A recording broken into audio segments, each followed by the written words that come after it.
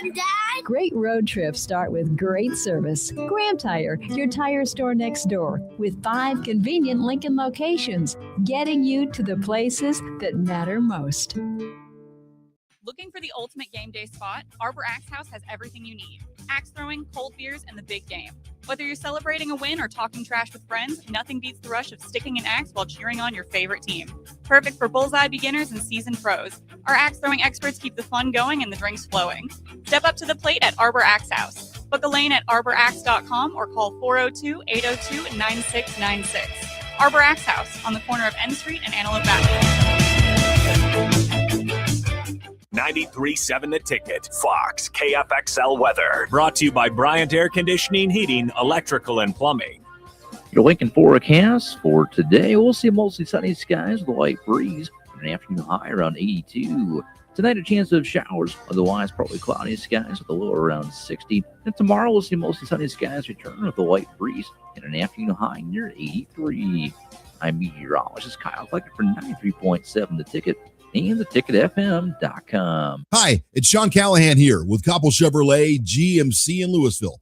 Koppel is proud to be the highest rated GMC dealer in the Omaha and Lincoln areas based on Google reviews. Right now, get 0% financing for 60 months on new Silverado and Sierra 1500 models. But hurry, this 0% financing offer won't last long. Visit us in Louisville or check us out online at koppelcars.com.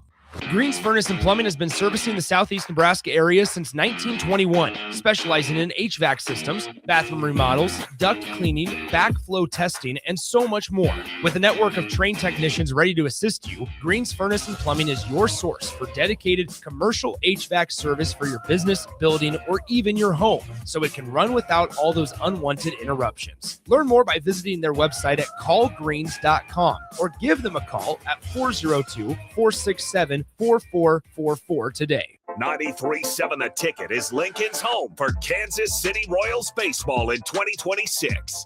Catch all the action as Bobby Witt Jr., Salvador Perez, Vinny Pasquantino, and a pitching rotation led by Cole Reagans try to lead the Royals back to the postseason.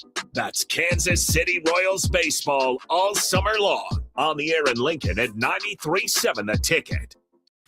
This is Lincoln's home for sports talk on the FM dial. Also online at theticketfm.com. On the internet. KNTK FM Firth, 93.7 The Ticket.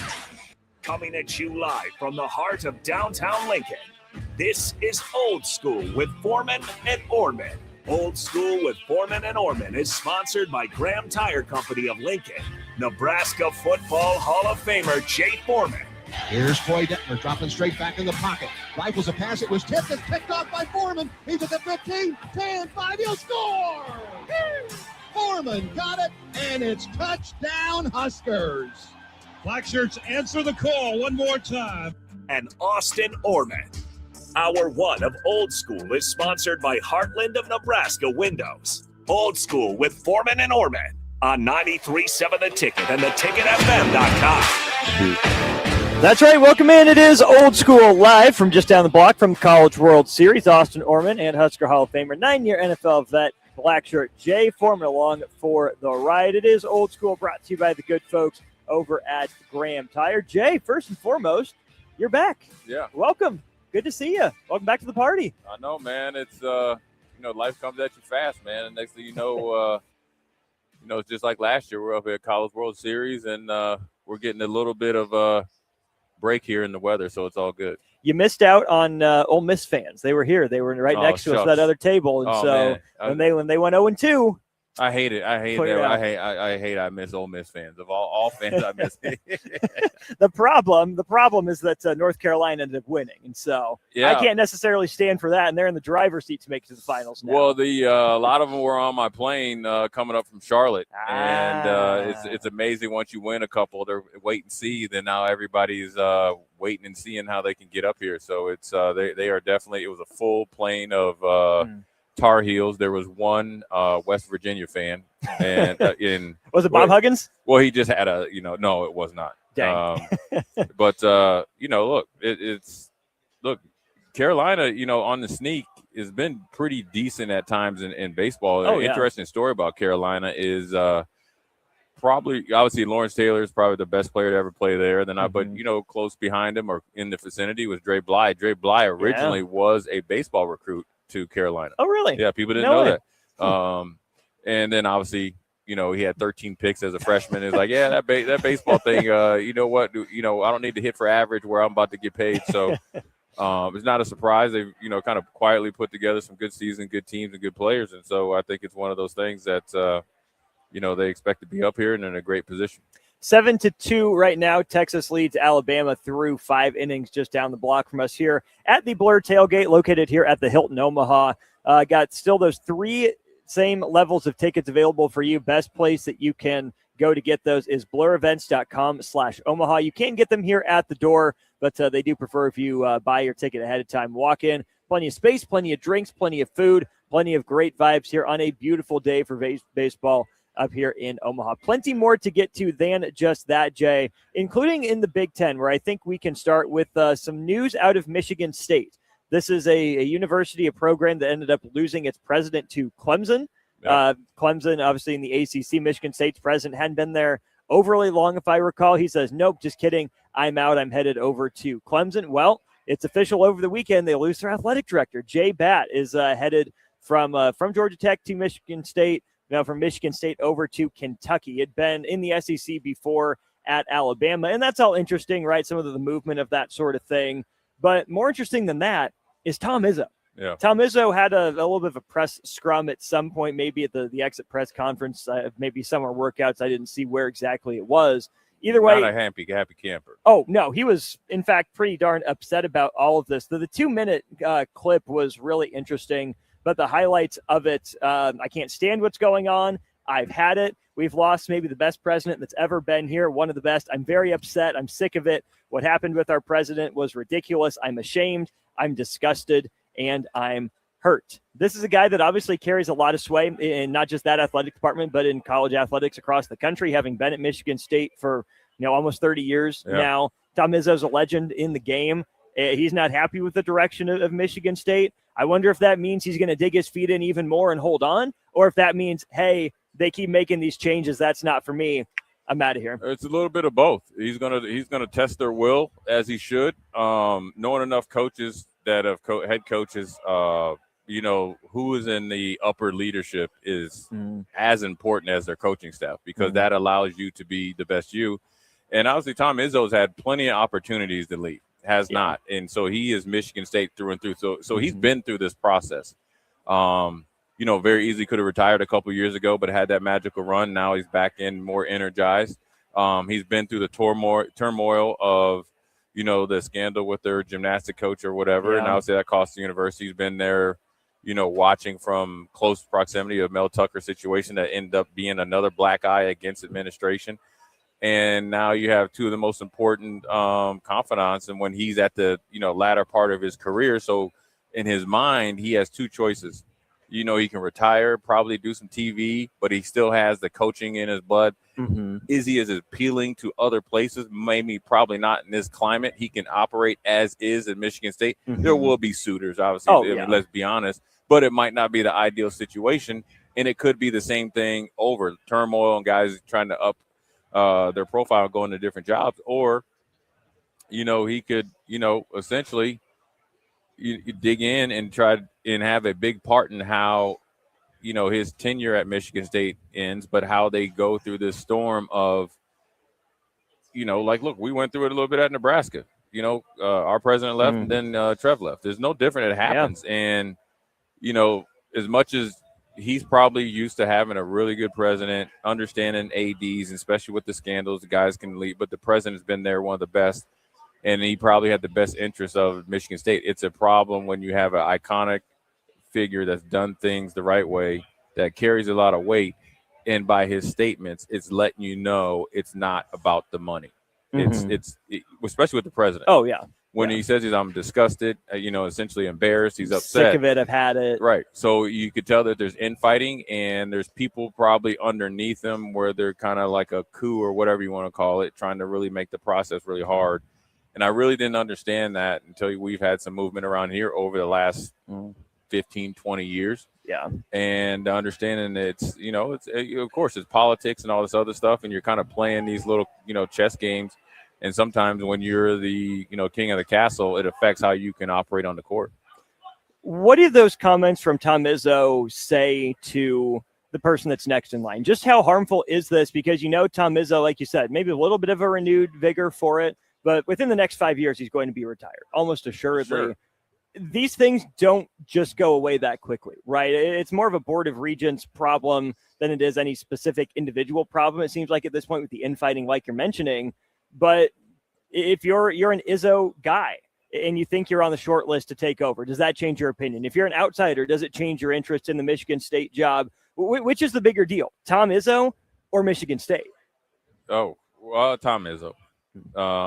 And you hate to say it, but I think he goes along with Michigan State. He's never put himself in front of the program or the university, but he is the program and the university. Yeah. So whoever's coming in, you better have a working relationship, respectful relationship, and you better pick his brain on what has happened in the past and what needs to happen in the future. And then obviously when you make decisions, make sure he's abreast. I get the feeling that these decisions and kind of being either felt like you're pushed out or you don't have the support for them to leave, he was not made aware of it. And so whoever comes in, if Tom Izzo coaches another 4 years, your tenure could be less than 4 years.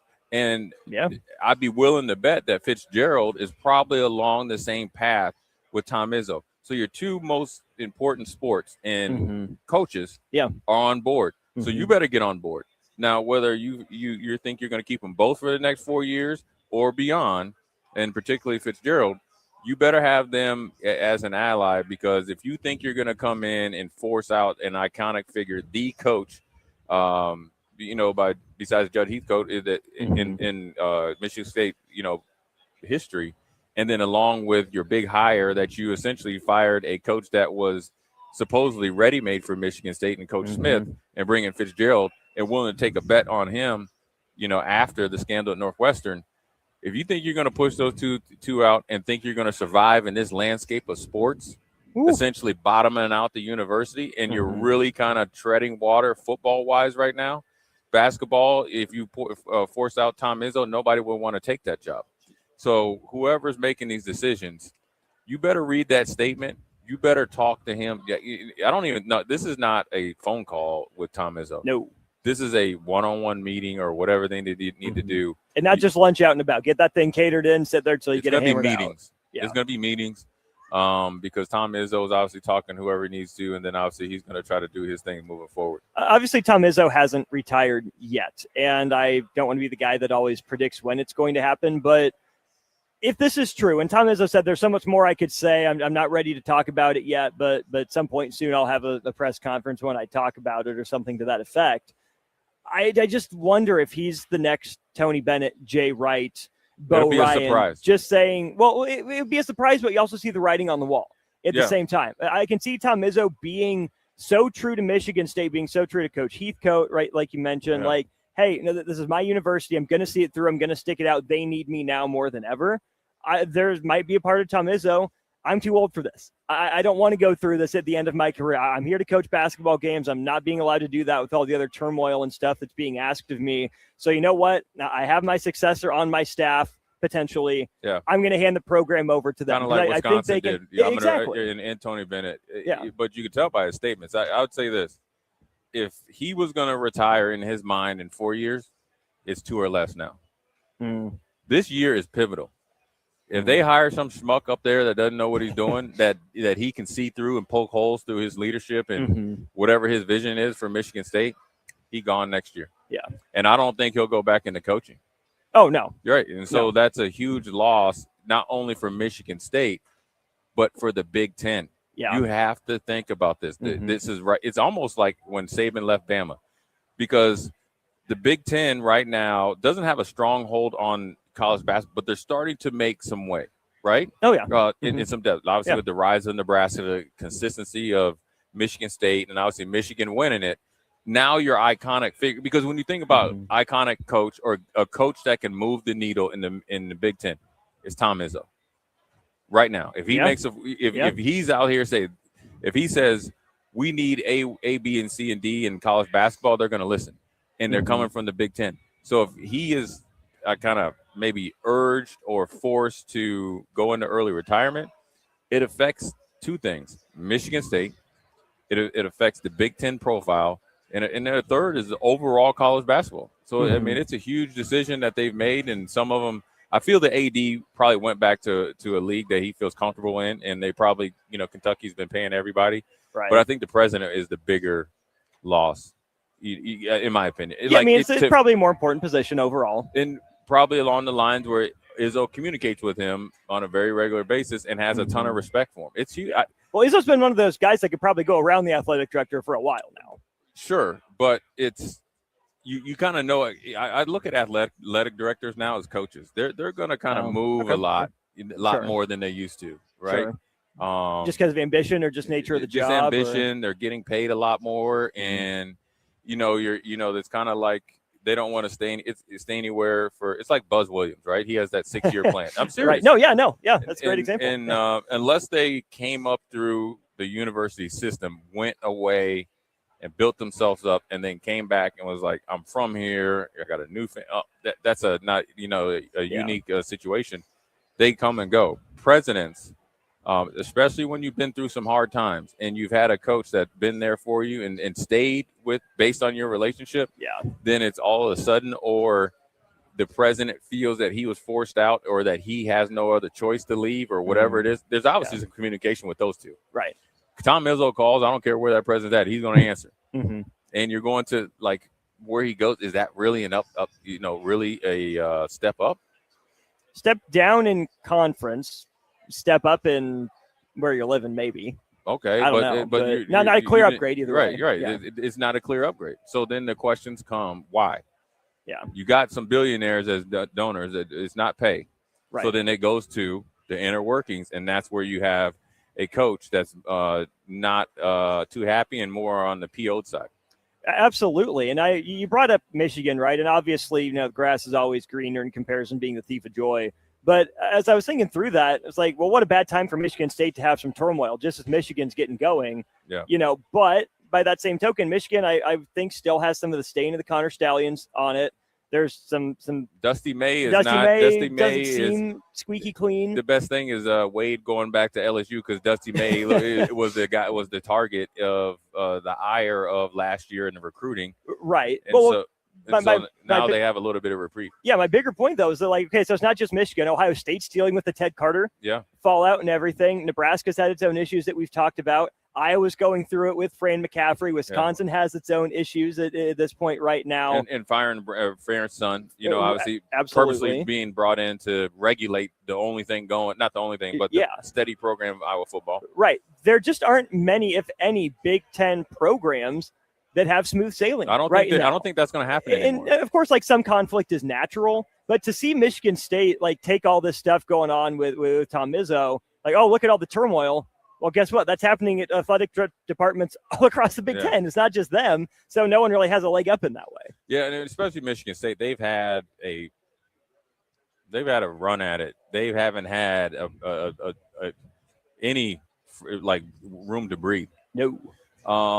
And Tom Izzo stayed 10 toes down, and so it's a big loss. And my man is probably shocked. He's hurt a little bit. Because he knows he's not, his coach, he's not, if it was 10 years, 12 years ago, it wouldn't affect him as much because he has plenty of options, a lot of energy left. And so he's feeling that he's trying to have the president's support where they can try to make another run because he feels like they're very close. And so somebody that he trusts in leadership wise is gone. The reasons obviously will yet to be told from Tom Izzo's mouth, but you can tell it was not an easy exit, and those things happen, man. It's tough, and it's not. If I'm a Michigan State basketball supporter and fan, and especially a big donor or somebody that has a relationship with Tom Izzo, this is a trying time because whoever comes in after him doesn't have a chance to. It's going to take you a while to reshape that program. I mean, dude, you've been there, and they've been so good, and they're well respected. They're able to recruit up to East Lansing against national powerhouses, and that's all because of Tom Izzo coming in there, and the staff has been pretty steady together. It's what I'm saying? So, that's also part of it. It's not like there's a no doubt successor. If Tom Izzo says I've had enough here in a couple of years, maybe now it's like, okay, let's maybe expedite the. It'd be interesting what they do. Is if he sees, if he feels that he's eventually. I always say this with Bill Moose. I remember Bill Moose saying, "Hey, I'm going to finish out my contract and coach be an AD one more year." Well, that lasted like a month, right? I think Coach Osborne said, "Well, I'm going to do it," and then they, kind of backdoored him. And so if Tom Izzo feels that they're going to try to, push him out, and then all of a sudden they have somebody coming in from the outside, like when Icor's came in here out of nowhere, he was down in Miami for like 4 months, hadn't even been in the building. Barely unpacked his office. Yeah, at all. Really? Like he was barely down there. I know him from good information. He wasn't, down. He was in transition. Sure. Right? Well, then you can see Tom Izzo wait until the middle of the summer so he can really dictate who comes in. Right? But if he doesn't and they choose to part ways early, I'm almost willing to bet that they go to the exact opposite, kind of like with Bo Pelini and Nice Mike. We're going to hire somebody else because that would be a new age type of thinking. And that will hurt Michigan State even more. I'm here to tell you this right now. I made the prediction when Nebraska hired Bill Callahan. I was on another station. They thought I was crazy. In that case, I was the prophet. If they do so and try to go to exact opposite of Tom Izzo, whenever that may be, they will never be a powerhouse again.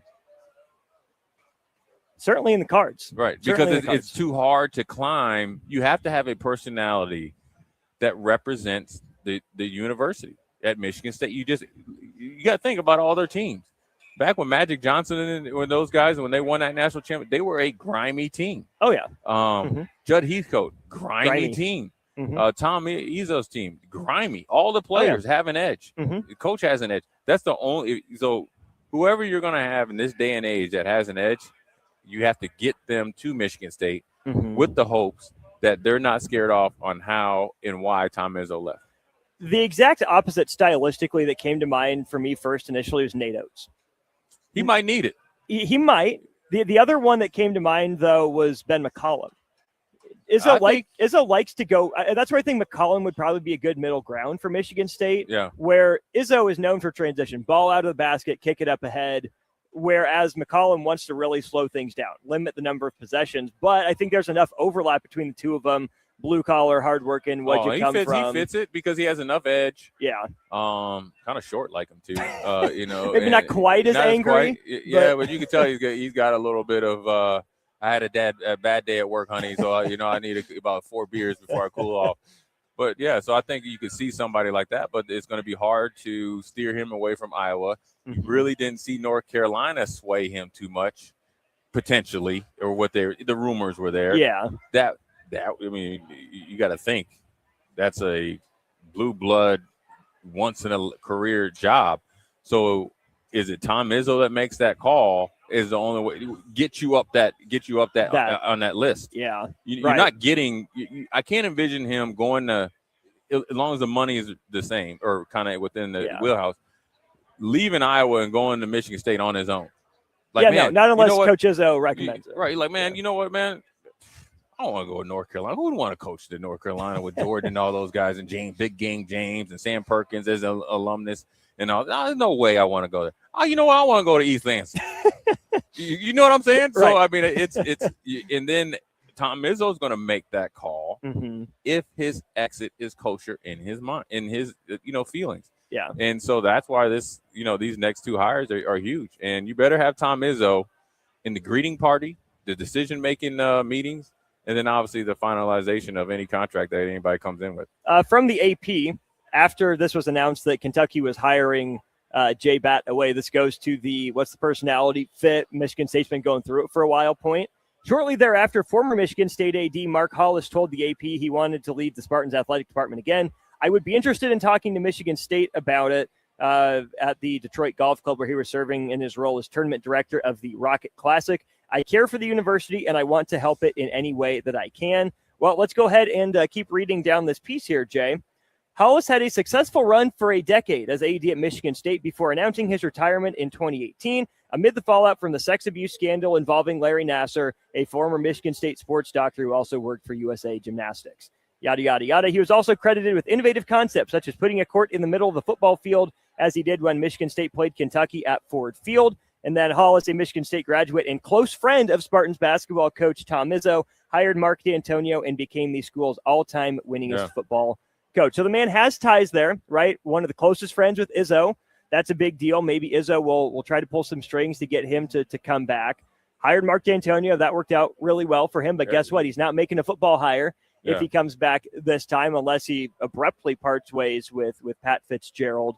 Oh, and by the way, you have the whole Larry Nassar thing hanging over your head there. So I don't know if that would necessarily be the direction that the Michigan State would want to go, whether Hollis wants it full-time like he never wanted to retire, or he's going more like Mitch Daniels at Purdue for president, who they lose their president to Northwestern. Mitch Daniels says, okay, sure, I'll step in until you get an interim. That would be interesting to gauge as well. Well, look, he's there and he can help in the transition. He could probably come in and transition in and be with Izzo and then transition out together. The Nassar thing hangs over Michigan State, and now obviously he's held responsible for it because he was in a leadership position. Now, when those things happen, we all know he's not in lock and step with Nassar doing it. It's just, it's like if you didn't know, you should have known. We're going to hold you accountable. Well, so it's the same, maybe not quite the degree of Penn State, but certainly like Northwestern with Fitzgerald, right? It is. And so unfortunately for him, it comes with the job, but it also is going to take the Board of Regents or whoever's on the hiring committee to get out of their own way, understanding everybody is responsible for it, and then look at what he's done, the things that he's able to do. And, with the basketball game on the football field, I think they've done a couple on aircrafts, and all that stuff. Look, he's had some innovative ideas. Somebody that Izzo trusts.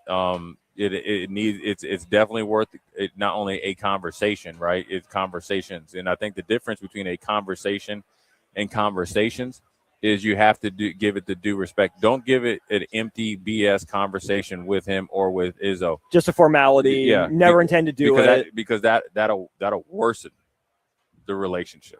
Because if you don't have somebody or people in line that with the credibility, experience, and the connection or potential connection with Izzo that's going to be as effective, and then he tells you that, oh man, I'm just getting kind of like just the general admin, conversation. It's over because Izzo is going to tell him that he'll be able to see through it right away. That's all he's doing.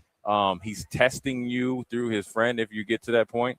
And he also knows the big picture is bigger than what has happened in the past. And obviously there's a lot of things that went on, before, during, and after that anyways, that where Michigan State had other issues to handle. And this guy's been able to do everything besides, kind of have a heads up on what Nassar had been doing for quite some time.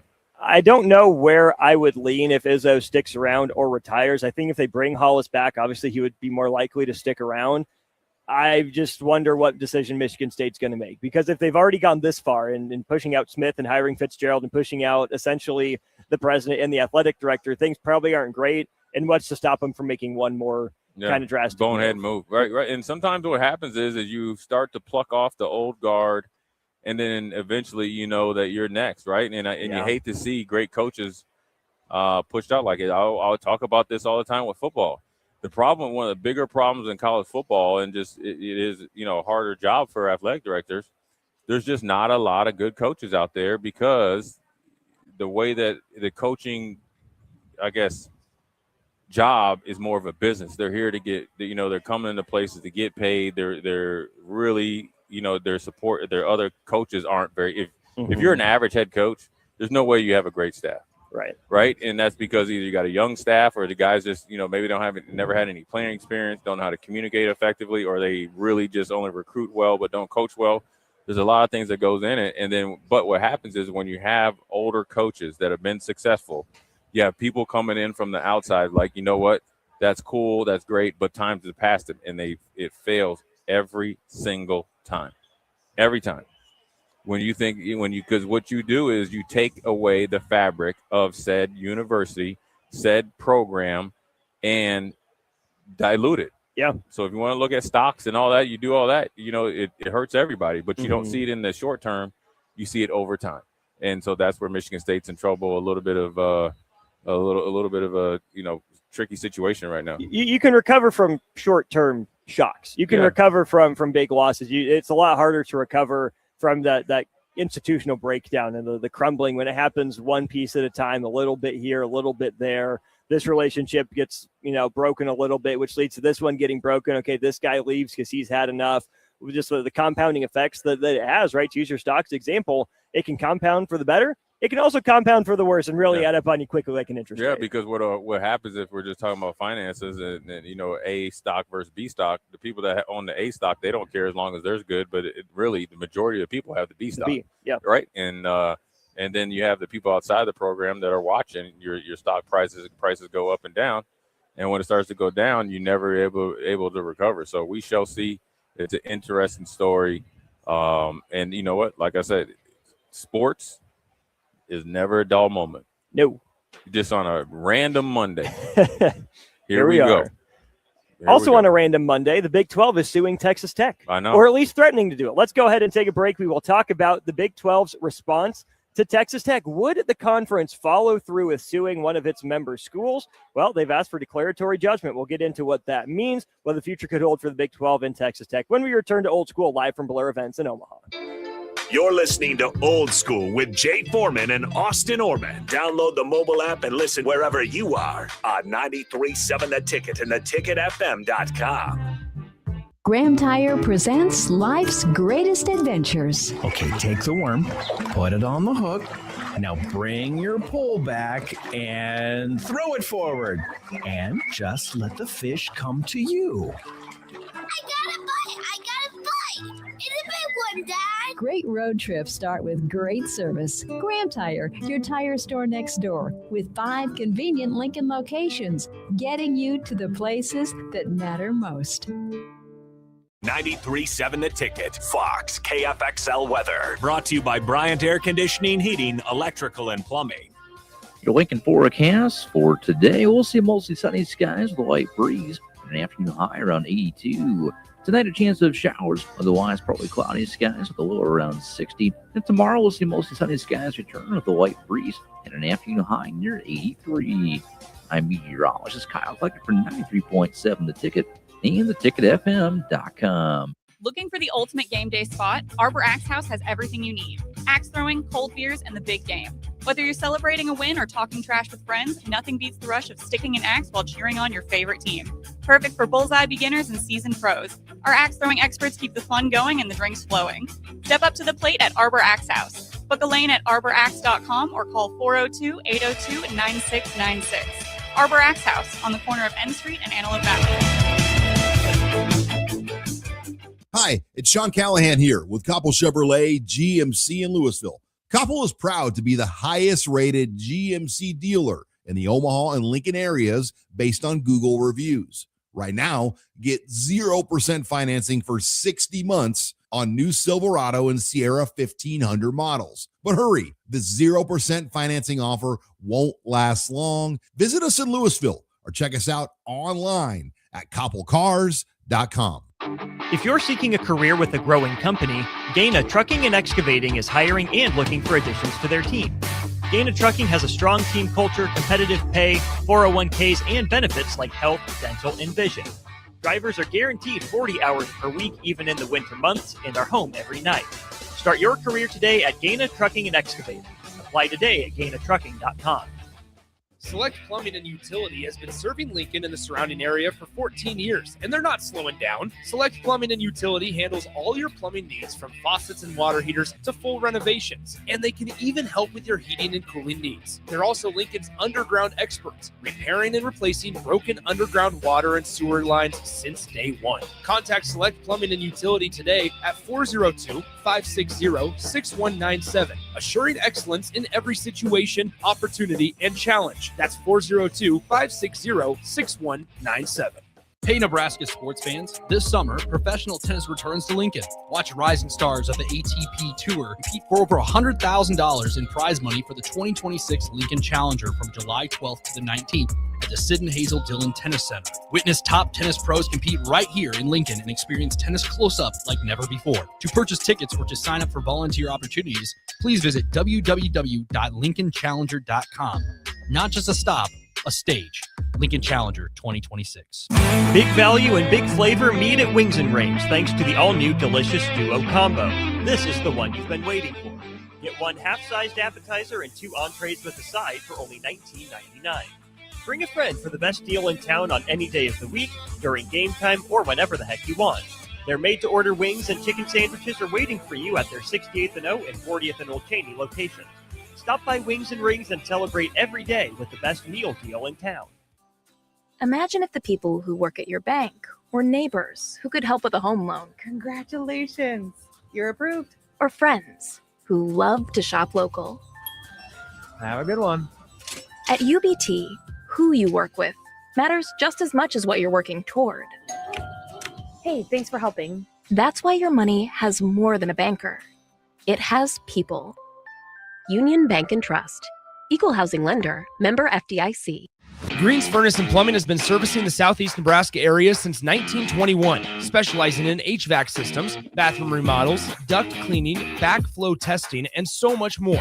With a network of trained technicians ready to assist you, Green's Furnace and Plumbing is your source for dedicated commercial HVAC service for your business, building, or even your home, so it can run without all those unwanted interruptions. Learn more by visiting their website at callgreens.com or give them a call at 402-467-4444 today.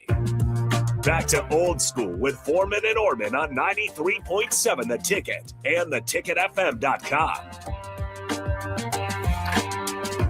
The beauties and the joys of social media are that as soon as we start talking about something, we find more and more to talk about. There is an article published on Twitter titled "The Worst Leader in Michigan State History" that I will be bookmarking and diving into later. But we are moving on here on Old School. Austin Norman, Jay Foreman with you, brought to you, of course, by Graham Tire Company. They're celebrating 75 years of serving the Midwest. More than just tires, they do all kinds of cars and light truck repairs, too. From brakes to oil changes, trust Graham Tire for service you can count on. Graham Tire, getting you to the places that matter most. 402-464-5685. You can still be a part of the show if you would like to. How about this, Jay? The Big 12 is counter-suing in a big old fancy court in Austin against Texas Tech, asking, again, kind of for the emergency powers to be able to enforce its own rules. The law firm that they retained is one by the name of Sidley Austin. That is the law firm that helped get USC and UCLA through all the legal paperwork to get over here to the Big Ten from the Pac-12, or what was left of the Pac-12 at that point. The most interesting part about all of this, though, to me, Jay, is that the Big 12 would have really had no grounds to do the second suit that they filed. Yeah. Had Ken Paxton, the Attorney General of Texas, not said, hey, if you come at us, then we're going to countersue you. Yeah. Had he not said that, he just kept his mouth shut, not put out a statement, guess what? Big 12 wouldn't have been able to do anything about it until that February lawsuit. Right. But now the Big 12 is able to push for this to happen really in the next week or so to see just how much it can, I don't say get over Texas Tech, but take back the control of the power, situation more than anything. I mean, the best thing to do is obviously they need to get together and have some compromise. Obviously, look, Texas Tech is steadfast in wanting Sorsby to play. And there's opinions all across the board, whether he should never play again in college, not play this year, or, the amount of games that he suspended. Right now it's 2, right? And then everybody looks at the opponent as to grade, how serious you are about being legit, right? And so if you could, cooler heads, but should prevail. But what happens here, Austin, is you got a lot of people with power and a lot of money, and so now it becomes tit for tat, and ultimately it doesn't do anybody any good, right? And whether you like the decision, hate it, or just kind of neutral, the decision is made. And so, Texas Tech could say, hey, listen, Sorsby, obviously you had these issues. We signed a contract with you. Technically, we still owe you $5 million or what's left of what we didn't pay you. Mm-hmm. We're going to give you, say, $2 million or whatever, and we're going to still have you be a part of the team, but you're not going to play at all this year or only half the season, right? Yeah. And you could go from there, right? That could probably maybe satisfy some of the wolves out there. Or you can continue to fight this and then lose the public opinion of you as a university, which is still you're trying to prove yourself. Was last year a fluke? Are you out here spending money stupidly and you're just because you have it? Are you really a power player? And everybody else in the Big 12 is still wanting to keep Texas Tech down here. Right. And they won't say it. So they're as much as they're trying to attack the decision, Mhm. they're attacking Texas Tech because there's teams that either used to be in the Big 12 but are still in, or obviously the ones that are still in the Big 12 do not want Texas Tech to come up and raise up and be the bell cow in like literally a year or two. So, Well, why is that? Just because they like their status, or because they think that that's a threat? Because they haven't earned they'd it. be asked. They haven't hey, earned it because well, they did in the new day and age. Yeah, They have their money, and so Right. I know people would say they didn't earn it, but to me, the biggest issue would be that hey, that we don't like what you're doing, Texas Tech, because you took away our excuse. You spent the money. Our fans are going to say, well, why can't we do that? We're a bigger university than you. Maybe we don't have a super mega But they're billionaire. not thinking like that but because they're thinking about the history of Texas Tech football wise. Sure. Is up and down. They've had great moments, but not a lot of great teams. They've had great players, but not a lot of great success. Yeah. Now they've had success along with the big paychecks. They're doing well in recruiting. Obviously, they're able to do it the same way in recruiting. They're actually more strategic, and maybe because you lose some of the likes of like Kleiman, to early retirement based on some NIL stuff. Colorado is not able to be or hasn't been as successful after obviously just only 1 year after Shedeur Sanders and Hunter and all those guys left. So it's kind of like, and they don't have the financial backing to really hang in there. Oklahoma State just got rid of their iconic coach and they had money, but you don't know what's going to happen now, right? And then when you think Iowa State, they just lost their coach that was kind of really doing more with less. And to your point on Texas Tech, it's Iowa State. But for the Big 12. Sure. So now everybody's mad. Like, how are you guys in here coming in here? We're losing all these like good players and coaches and all that, and we had some aura around us, right? Yeah. When TCU just played for a title a few years ago, right? And then they kind of took a step down. We'll see this year. Colorado really burst on the scene. A couple year run. Now they looked a little bit dismal last year. Utah lost its iconic head coach. So they've lost a lot. And then here's Texas Tech with and I think Joey McGuire is a decent coach, but they got big pockets. They seem like they've retained their staff. They've gotten better, in the offseason. Definitely think Sorsby is an upgrade over the quarterback they had last year. And then you got a billionaire that's your head of your capital fundraising.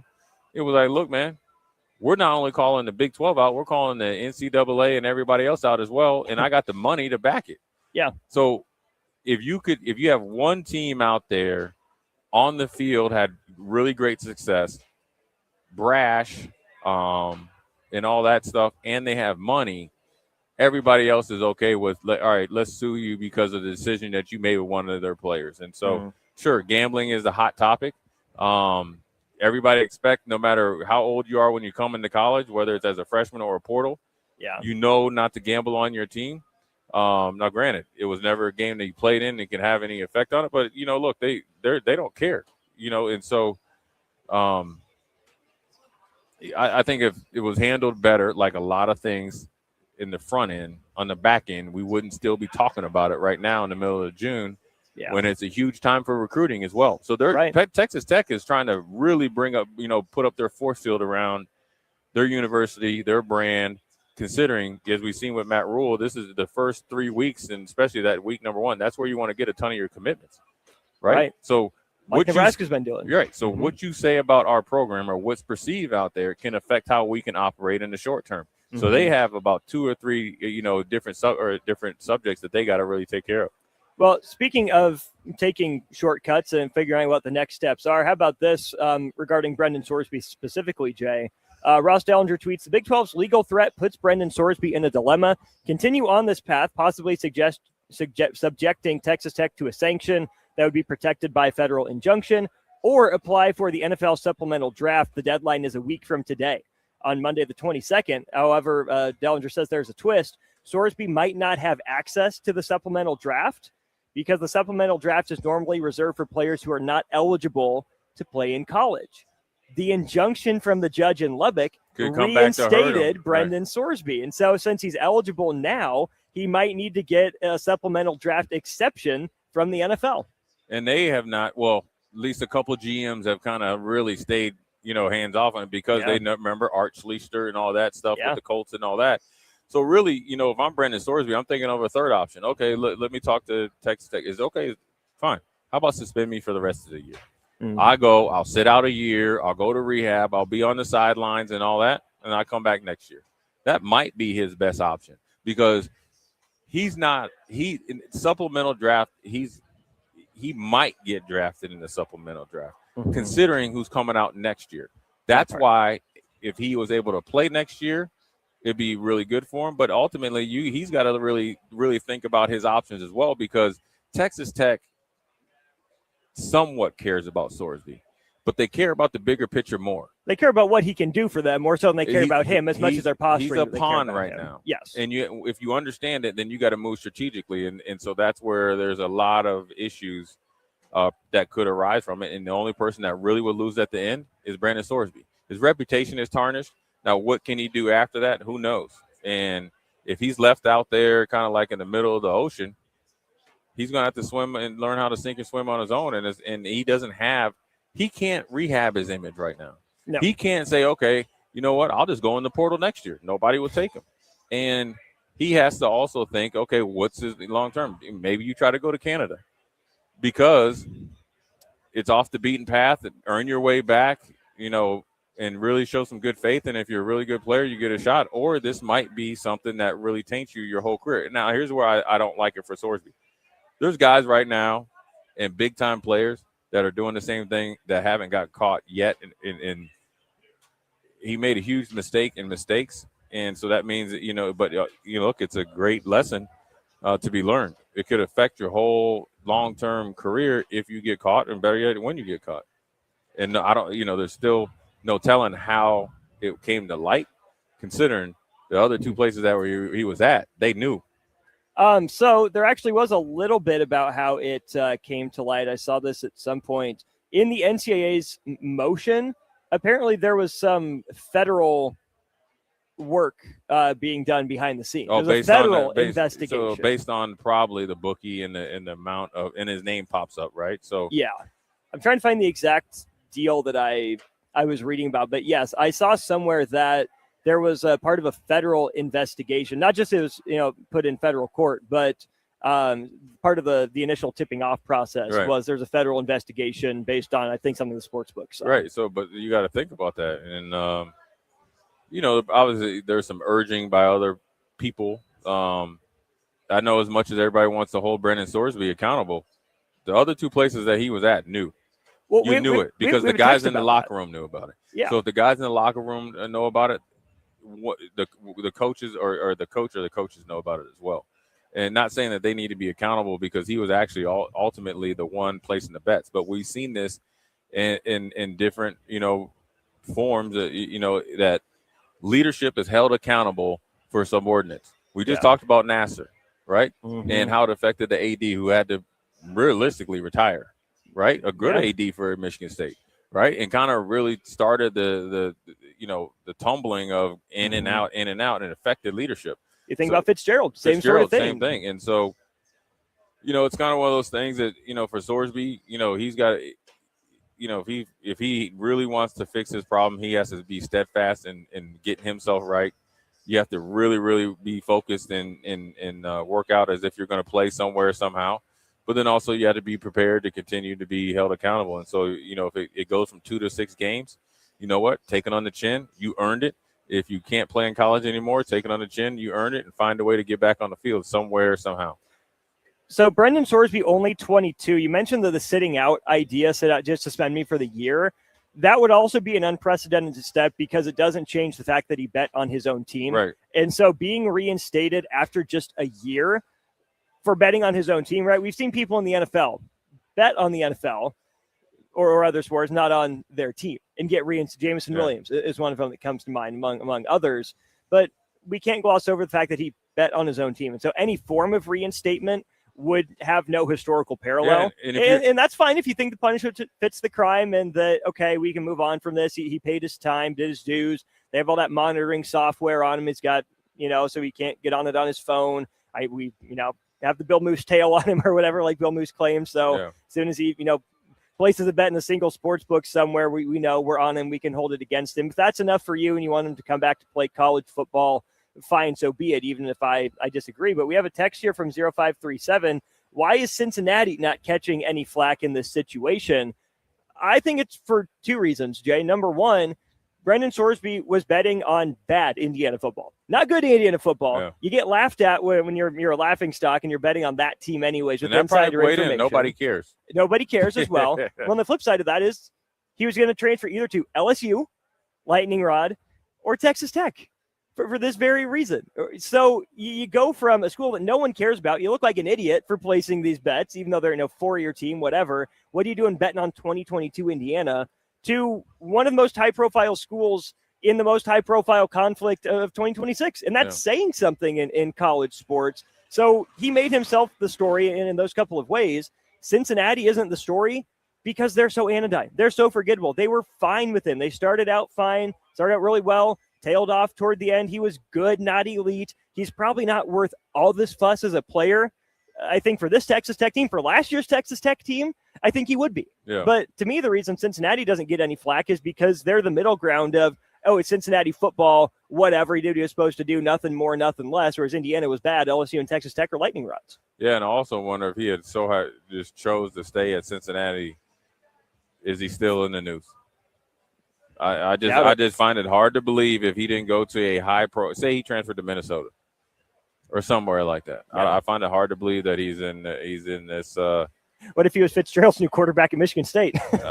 Yeah, it would be funny, but not funny. But I just think circumstances have shown it's he's out there. He's just put on the front line there, and obviously going to Texas Tech is a big part of that reason. We'll go ahead and go to break. We'll wrap up hour one of Old School from Blur right after this on the ticket. Watch Old School live on Facebook, YouTube, or Twitch. Old School with Foreman and Orman on 93.7 The Ticket and theticketfm.com. When your business is ready for its next move, I'm here to help make it happen. I'm Corey Vandeweghe, Commercial Loan Officer at Midwest Bank on 70th and Pioneers Boulevard. Lincoln is full of bold ideas and hardworking business owners, and I'm proud to support the people driving that progress. Whether you're launching something new or investing in growth, I'll work with you to find lending solutions that move your business forward. Swing in anytime. I'd love to hear what you're building. Your community, your bank, Midwest Bank, member FDIC.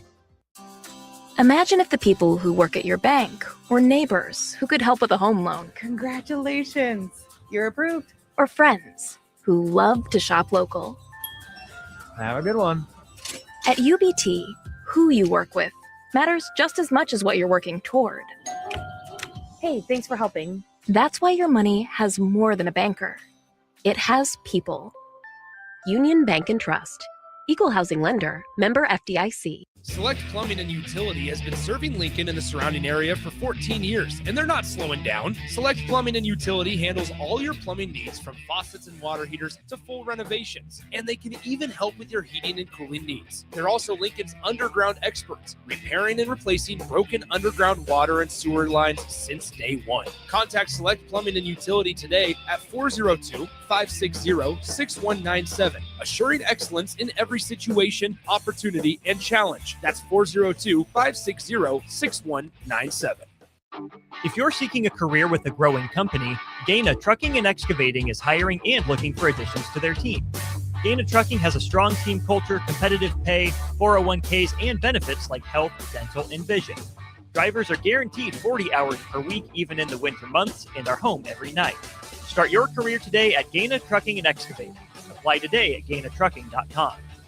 Hey, baseball fans, join the Blur Tailgate at Hilton Omaha this June for their 14th annual hospitality event during the College Baseball Championship Series. Book an experience for your clients or employees with an exclusive bar, buffet, TVs, music, and tailgate games. Secure your spot today and let Blur Events take care of all the work so you can enjoy the day. Plus, they're just steps away from Charles Schwab Field. Visit blurevents.com to book your group, buy tickets, or learn about sponsorships. That's blurevents.com, your college baseball and football tailgate destination.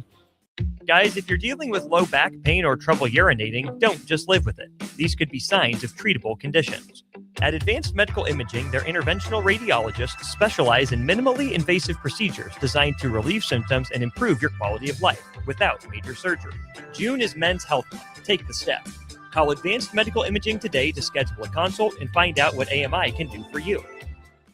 Empower a child today with the Teammates Mentoring Program by building a relationship based on strengths and chart a brighter future 1 week at a time. Find out how you can be a mentor by visiting LincolnTeammates.org. Become what you needed as a kid by joining the Teammates Mentoring Program today. Are you looking for an exciting new way to put your skills to work? Explore new career options in the fintech industry at Currency, a Sandhills global company.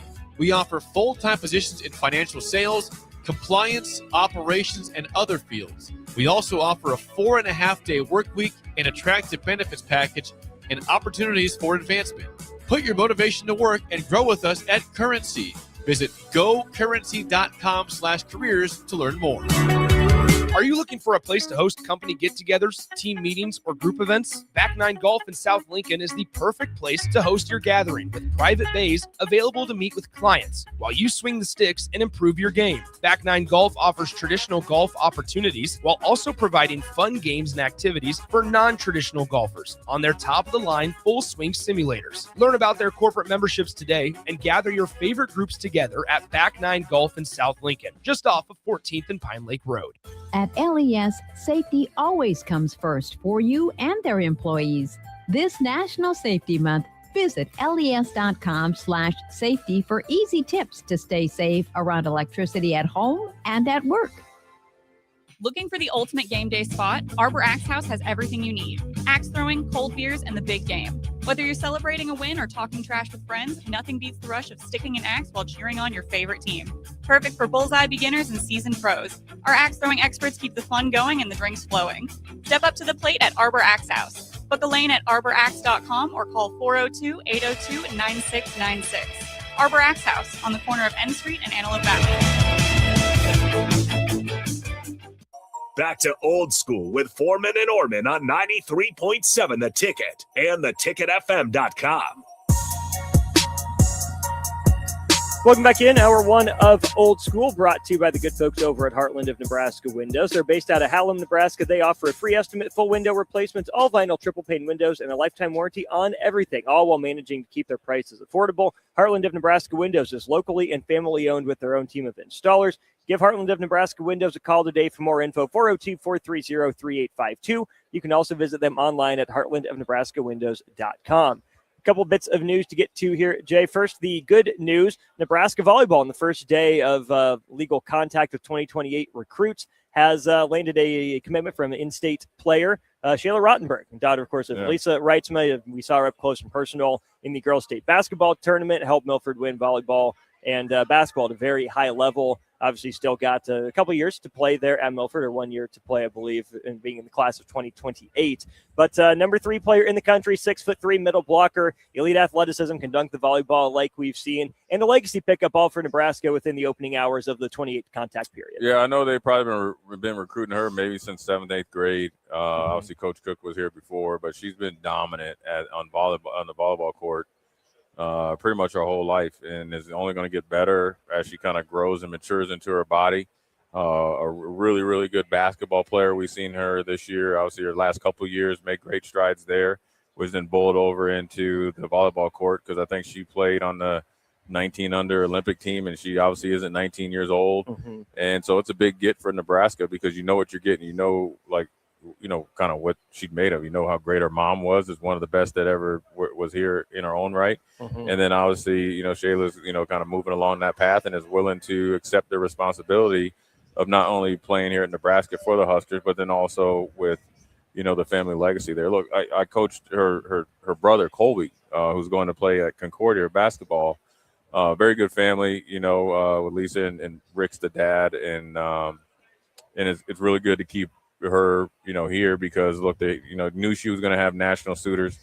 You still got to do your job. You still got to recruit. You still, especially with a transition from Coach Cook to Danny, you want to make sure there's no leaks in there. Lisa knows what to look for. They're very smart. And they're close knit, and big decision for Shayla. Now she can just continue to be a dominant player as she is in everything that she does. That's the good news. The bad news, the unfortunate news to pass along. I'm sure many Husker fans have heard this. Coach Darlington, George Darlington, passes away over the weekend at the age of 87. Not often that assistants would get slapped with a legendary tag, but Coach Darlington was the only guy that was at Nebraska for the entirety of Tom Osborne's tenure. Obviously went on and coached a little bit under Frank Solitz and then around the country before he retired a few years after that. But big loss in Husker Nation with Coach Darlington's passing. Yeah, Coach Darlington, I mean, he's had a big effect on me in my career. You know, I probably was thinking, you know, when I heard the news that, you know, where would I be? Because it started out kind of funny where I came in. I was a athlete, safety by trade, you know, because I was not interested in cut blocking and diving around on the field, you know, as a so-called receiver. But, you know, safety was a natural position. And he politely told me, like, I don't think you're good enough. And then next thing you know, a linebacker became very appealing. But I think Coach Darlington, you know, also helped and was a big factor in, you know, Buffalo feeling comfortable drafting me, even though that I never interviewed with Buffalo or Green Bay. And both of them, you know, knowing once I got in the league, Green Bay would have drafted me afterwards. Why is that? Because here's why: when we started to change our defense and we ran some really complex coverages and all that, George Darlington in the offseason would always go to NFL training camps and start to pick things up and bring them here to Nebraska. We'd implement them. Obviously, we executed to a great deal. Well, by doing that, he's given intel to some of those coaches. So obviously, for Buffalo, you know, feel comfortable to draft. I mean, George Darlington, I'm sure, had, you know, a big part in that. And then obviously I was able to go on and have a great career. But then also just recently, you know, I used to see George Darlington for almost every day. And so he loved football. He taught his football one-on-one class and, you know, did really good things there. And obviously, you know, his football knowledge goes, you know, beyond, you know, what people even, you know, give him credit for, and was a great coach, coached a lot of great players. It's an unfortunate loss, but his impact on the program is never going to go away. Certainly have a career that'll be remembered for a long time. A good one. Passes away at age 87. So yeah, you could push those buttons, boy. I can tell you, Coach Darlington, he was swift with the tongue, but he was a great coach, and, you know, sorely he's going to be missed. With that, we will move on to hour 2 of Old School. And hour 3 yet to come here from Blur Events up in Omaha. He's Jay Foreman. I'm Austin Norman. Come back with us. You're listening to Old School with Jay Foreman and Austin Orman. Download the mobile app and listen wherever you are on 93.7 The Ticket and theticketfm.com. Are you looking for a place to host company get-togethers, team meetings, or group events? Back 9 Golf in South Lincoln is the perfect place to host your gathering with private bays available to meet with clients while you swing the sticks and improve your game. Back 9 Golf offers traditional golf opportunities while also providing fun games and activities for non-traditional golfers on their top-of-the-line full-swing simulators. Learn about their corporate memberships today and gather your favorite groups together at Back 9 Golf in South Lincoln, just off of 14th and Pine Lake Road. Guys, if you're dealing with low back pain or trouble urinating, don't just live with it. These could be signs of treatable conditions. At Advanced Medical Imaging, their interventional radiologists specialize in minimally invasive procedures designed to relieve symptoms and improve your quality of life without major surgery. June is Men's Health Month. Take the step. Call Advanced Medical Imaging today to schedule a consult and find out what AMI can do for you. If you're seeking a career with a growing company, Gaina Trucking and Excavating is hiring and looking for additions to their team. Gaina Trucking has a strong team culture, competitive pay, 401ks, and benefits like health, dental, and vision. Drivers are guaranteed 40 hours per week, even in the winter months, and are home every night. Start your career today at Gaina Trucking and Excavating. Apply today at gainatrucking.com. Empower a child today with the Teammates Mentoring Program by building a relationship based on strengths and chart a brighter future 1 week at a time. Find out how you can be a mentor by visiting LincolnTeammates.org. Become what you needed as a kid by joining the Teammates Mentoring Program today.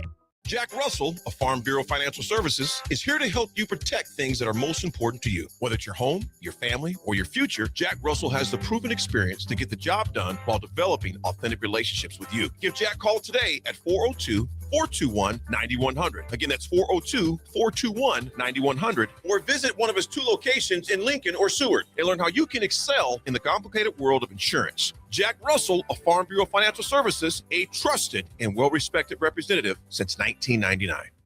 This is Lincoln's home for sports talk on the FM dial. Also online at theticketfm.com. On the internet. KNTK FM Firth, 93.7 The Ticket. Are you looking for an exciting new way to put your skills to work? Explore new career options in the fintech industry at Currency, a Sandhills global company. We offer full-time positions in financial sales, compliance, operations, and other fields. We also offer a 4.5-day work week, an attractive benefits package, and opportunities for advancement. Put your motivation to work and grow with us at Currency. Visit gocurrency.com/careers to learn more. 93.7 The Ticket is proud to provide listeners with daily opportunities to win contests and prizes on our airwaves, and would like to take this opportunity to remind you of a couple rules. All participants must be 21 or older and must wait 30 days after winning a prize to participate in another contest. Once you win, you have 30 days to pick up your prize at the KNTK Studios, 1040 O Street in Lincoln, where your prize will be forfeited. Thank you for participating in our contests, and thank you for listening to 93.7 The Ticket. Hey, baseball fans, join the Blur Tailgate at Hilton Omaha this June for their 14th annual hospitality event during the College Baseball Championship Series. Book an experience for your clients or employees with an exclusive bar, buffet, TVs, music, and tailgate games. Secure your spot today and let Blur Events take care of all the work so you can enjoy the day. Plus, they're just steps away from Charles Schwab Field. Visit blurevents.com to book your group, buy tickets, or learn about sponsorships. That's blurevents.com, your college baseball and football tailgate destination. Are you looking for a fresh new hangout spot? Let me tell you about Liquid Assets Sports Bar, where Mondays mean new weekly drink and food features. With 23 taps, a full lineup of cans and bottles, and 40 TVs blasting every sports package out there, you'll never worry about missing a play. Savor high-end spirits at their stylish top-shelf bar, enjoy a healthy menu, family-friendly atmosphere, and catch all of your favorite teams every day. Doors open daily at 11 a.m. Liquid Assets Sports Bar, located at 2755 Jamie Lane in South Lincoln. Coming at you live from the heart of downtown Lincoln, this is Old School with Foreman and Orman. Nebraska Football Hall of Famer Jay Foreman. Here's Troy Detmer dropping straight back in the pocket. Rifles a pass. It was tipped. It's picked off by Foreman. He's at the 15, 10, 5. He'll score! Foreman got it, and it's touchdown Huskers. Black shirts, answer the call one more time. And Austin Orman. Old School with Foreman and Orman is sponsored by Graham Tire Company of Lincoln, your tire store next door with 4 Lincoln locations. Old School with Foreman and Orman on 93.7 The Ticket and theticketfm.com.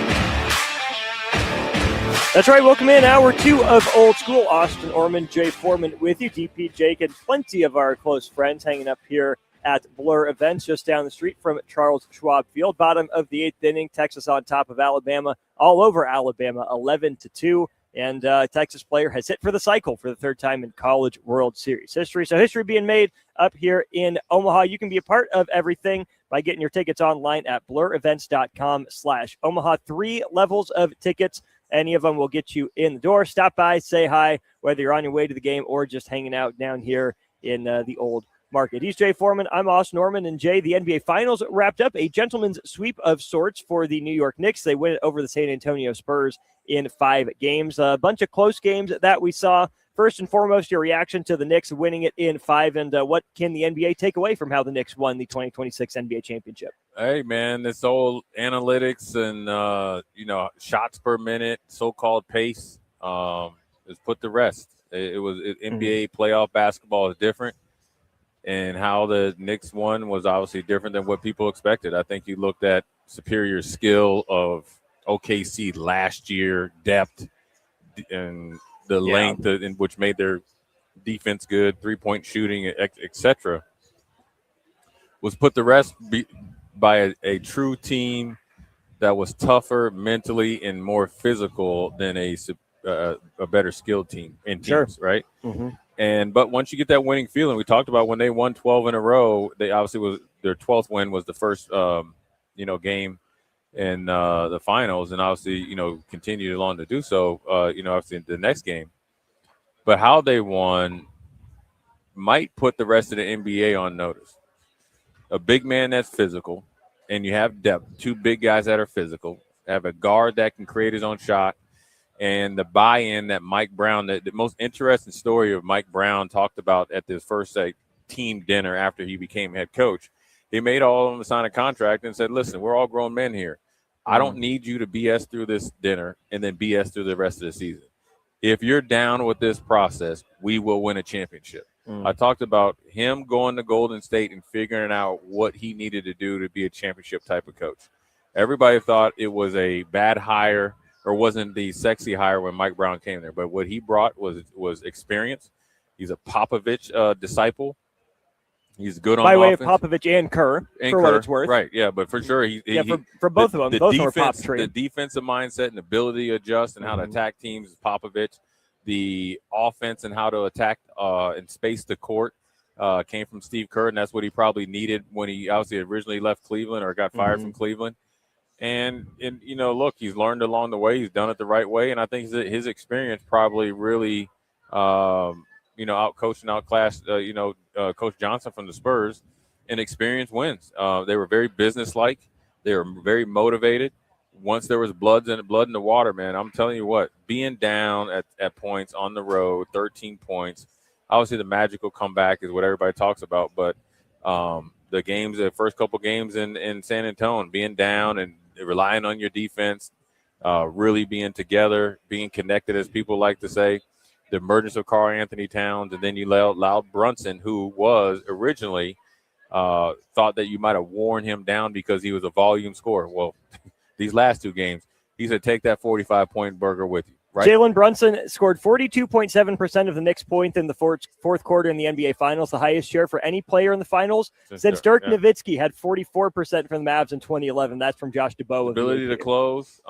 He made believers out of everybody, but I think his, look, he's been a bona fide superstar since he was with Dallas. Now, he's kind of been an afterthought, because you played in the shadows of Luka, and then obviously he went to New York, then the whole thing where he took a huge pay cut, but for the betterment of the team. Well, guess what? He'll make that $100 million back tenfold from the rest of his life of being a New York Knicks legend. And so, I think the New York Knicks were the better team. They definitely were the tougher team.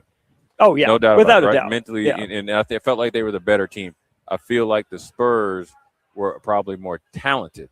But that doesn't win you championships. It's a team. They're young. The Spurs are younger, right? But I think the New York Knicks. You got to think. Well, let me ask you this, because that's where I was going to go next.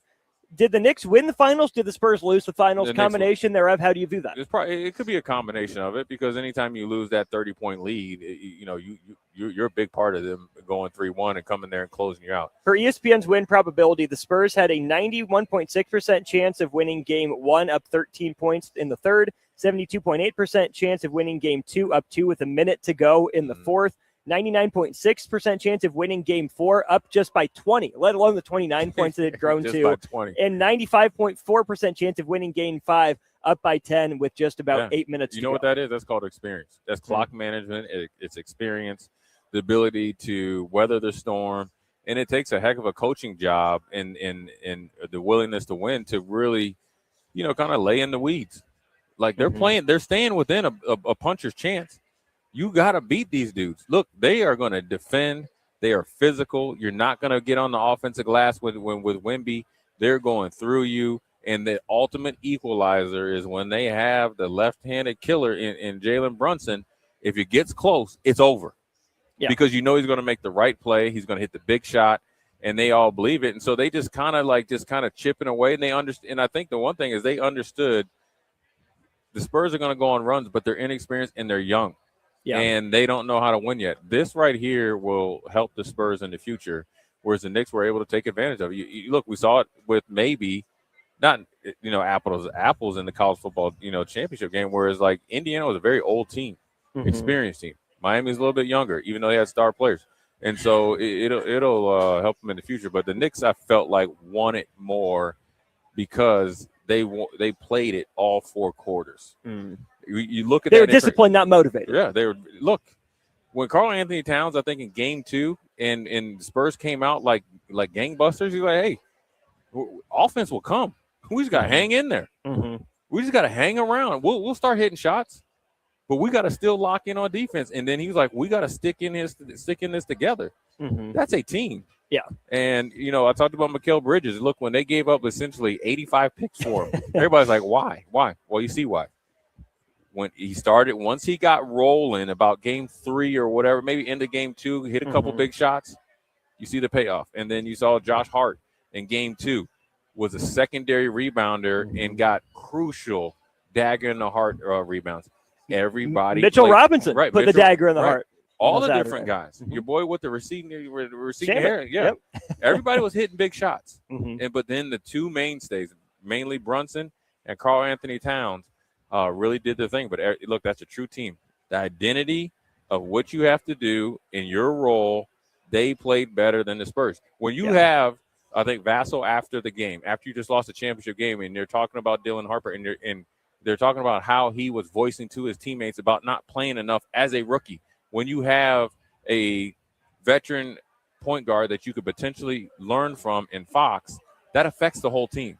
Wemby's going to do his thing. It affects how Fox is playing because he's hearing it, because the young lion is looking over his shoulder, but the young lion is voicing his opinion in the locker room because he wants to be that dude. And also, here's also the bigger And had problem. moments of being that dude. But here's the bigger problem. You have to play Harper because you get desperate, and he started to do well, but it affected Castle. The game that they won, it was Castle. Mhm. It is going to affect somebody. Yeah. If you don't when you're in a championship game, you sometimes have to take a back seat because it's for the bigger picture.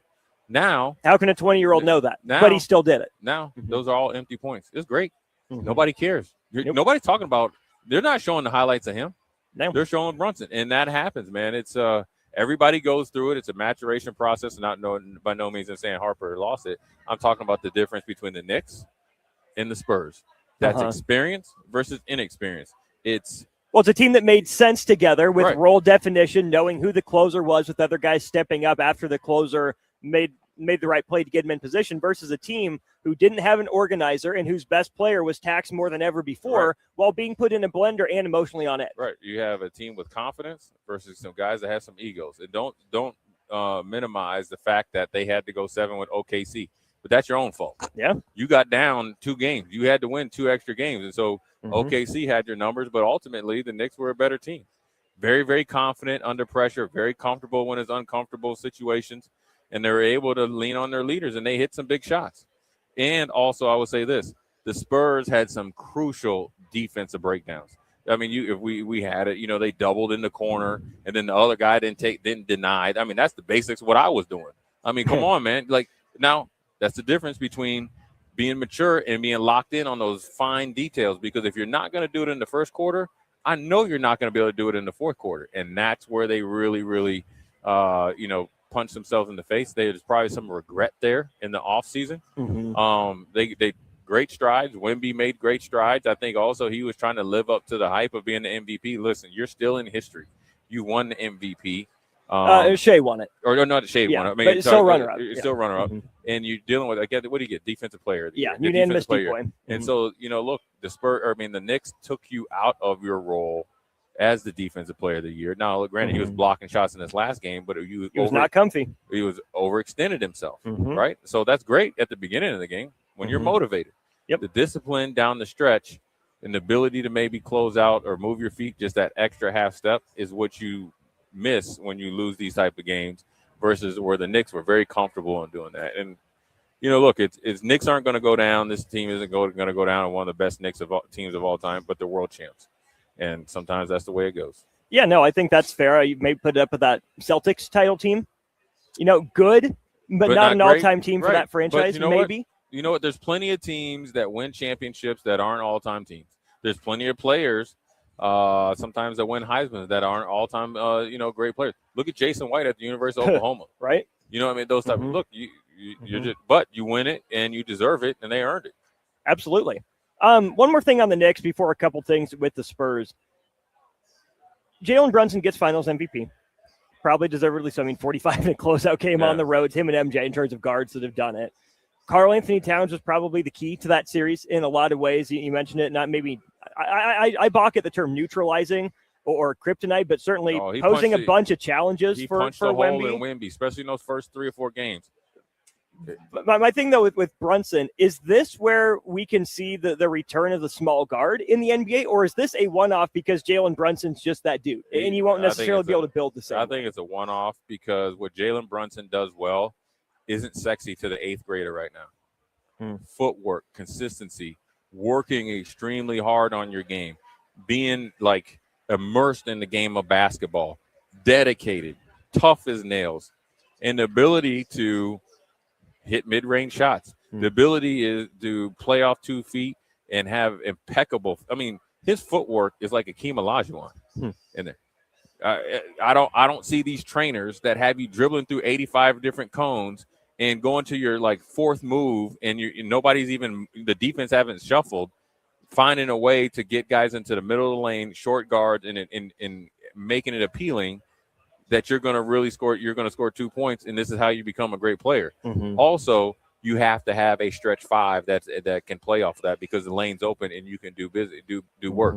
I do think small guards can score more effectively over bigger players. I just don't think that they in this. I call it the drive and dive, type of basketball. I don't see a lot of guys like, I want to be like Jalen Brunson. You better. You can make a lot of money and play a long time in any professional league if you're able to use that and replicate it.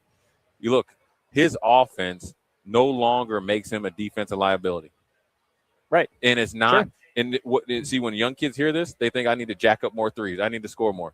Listen, Jalen Brunson scores when he has to. It is consistency from quarter 1 to quarter 4, but it's how he does it. He can do it early in the shot clock if you allow him to. He does it late, and he does it in the middle lane. I always talk about this. I used to call it Sherman Williams.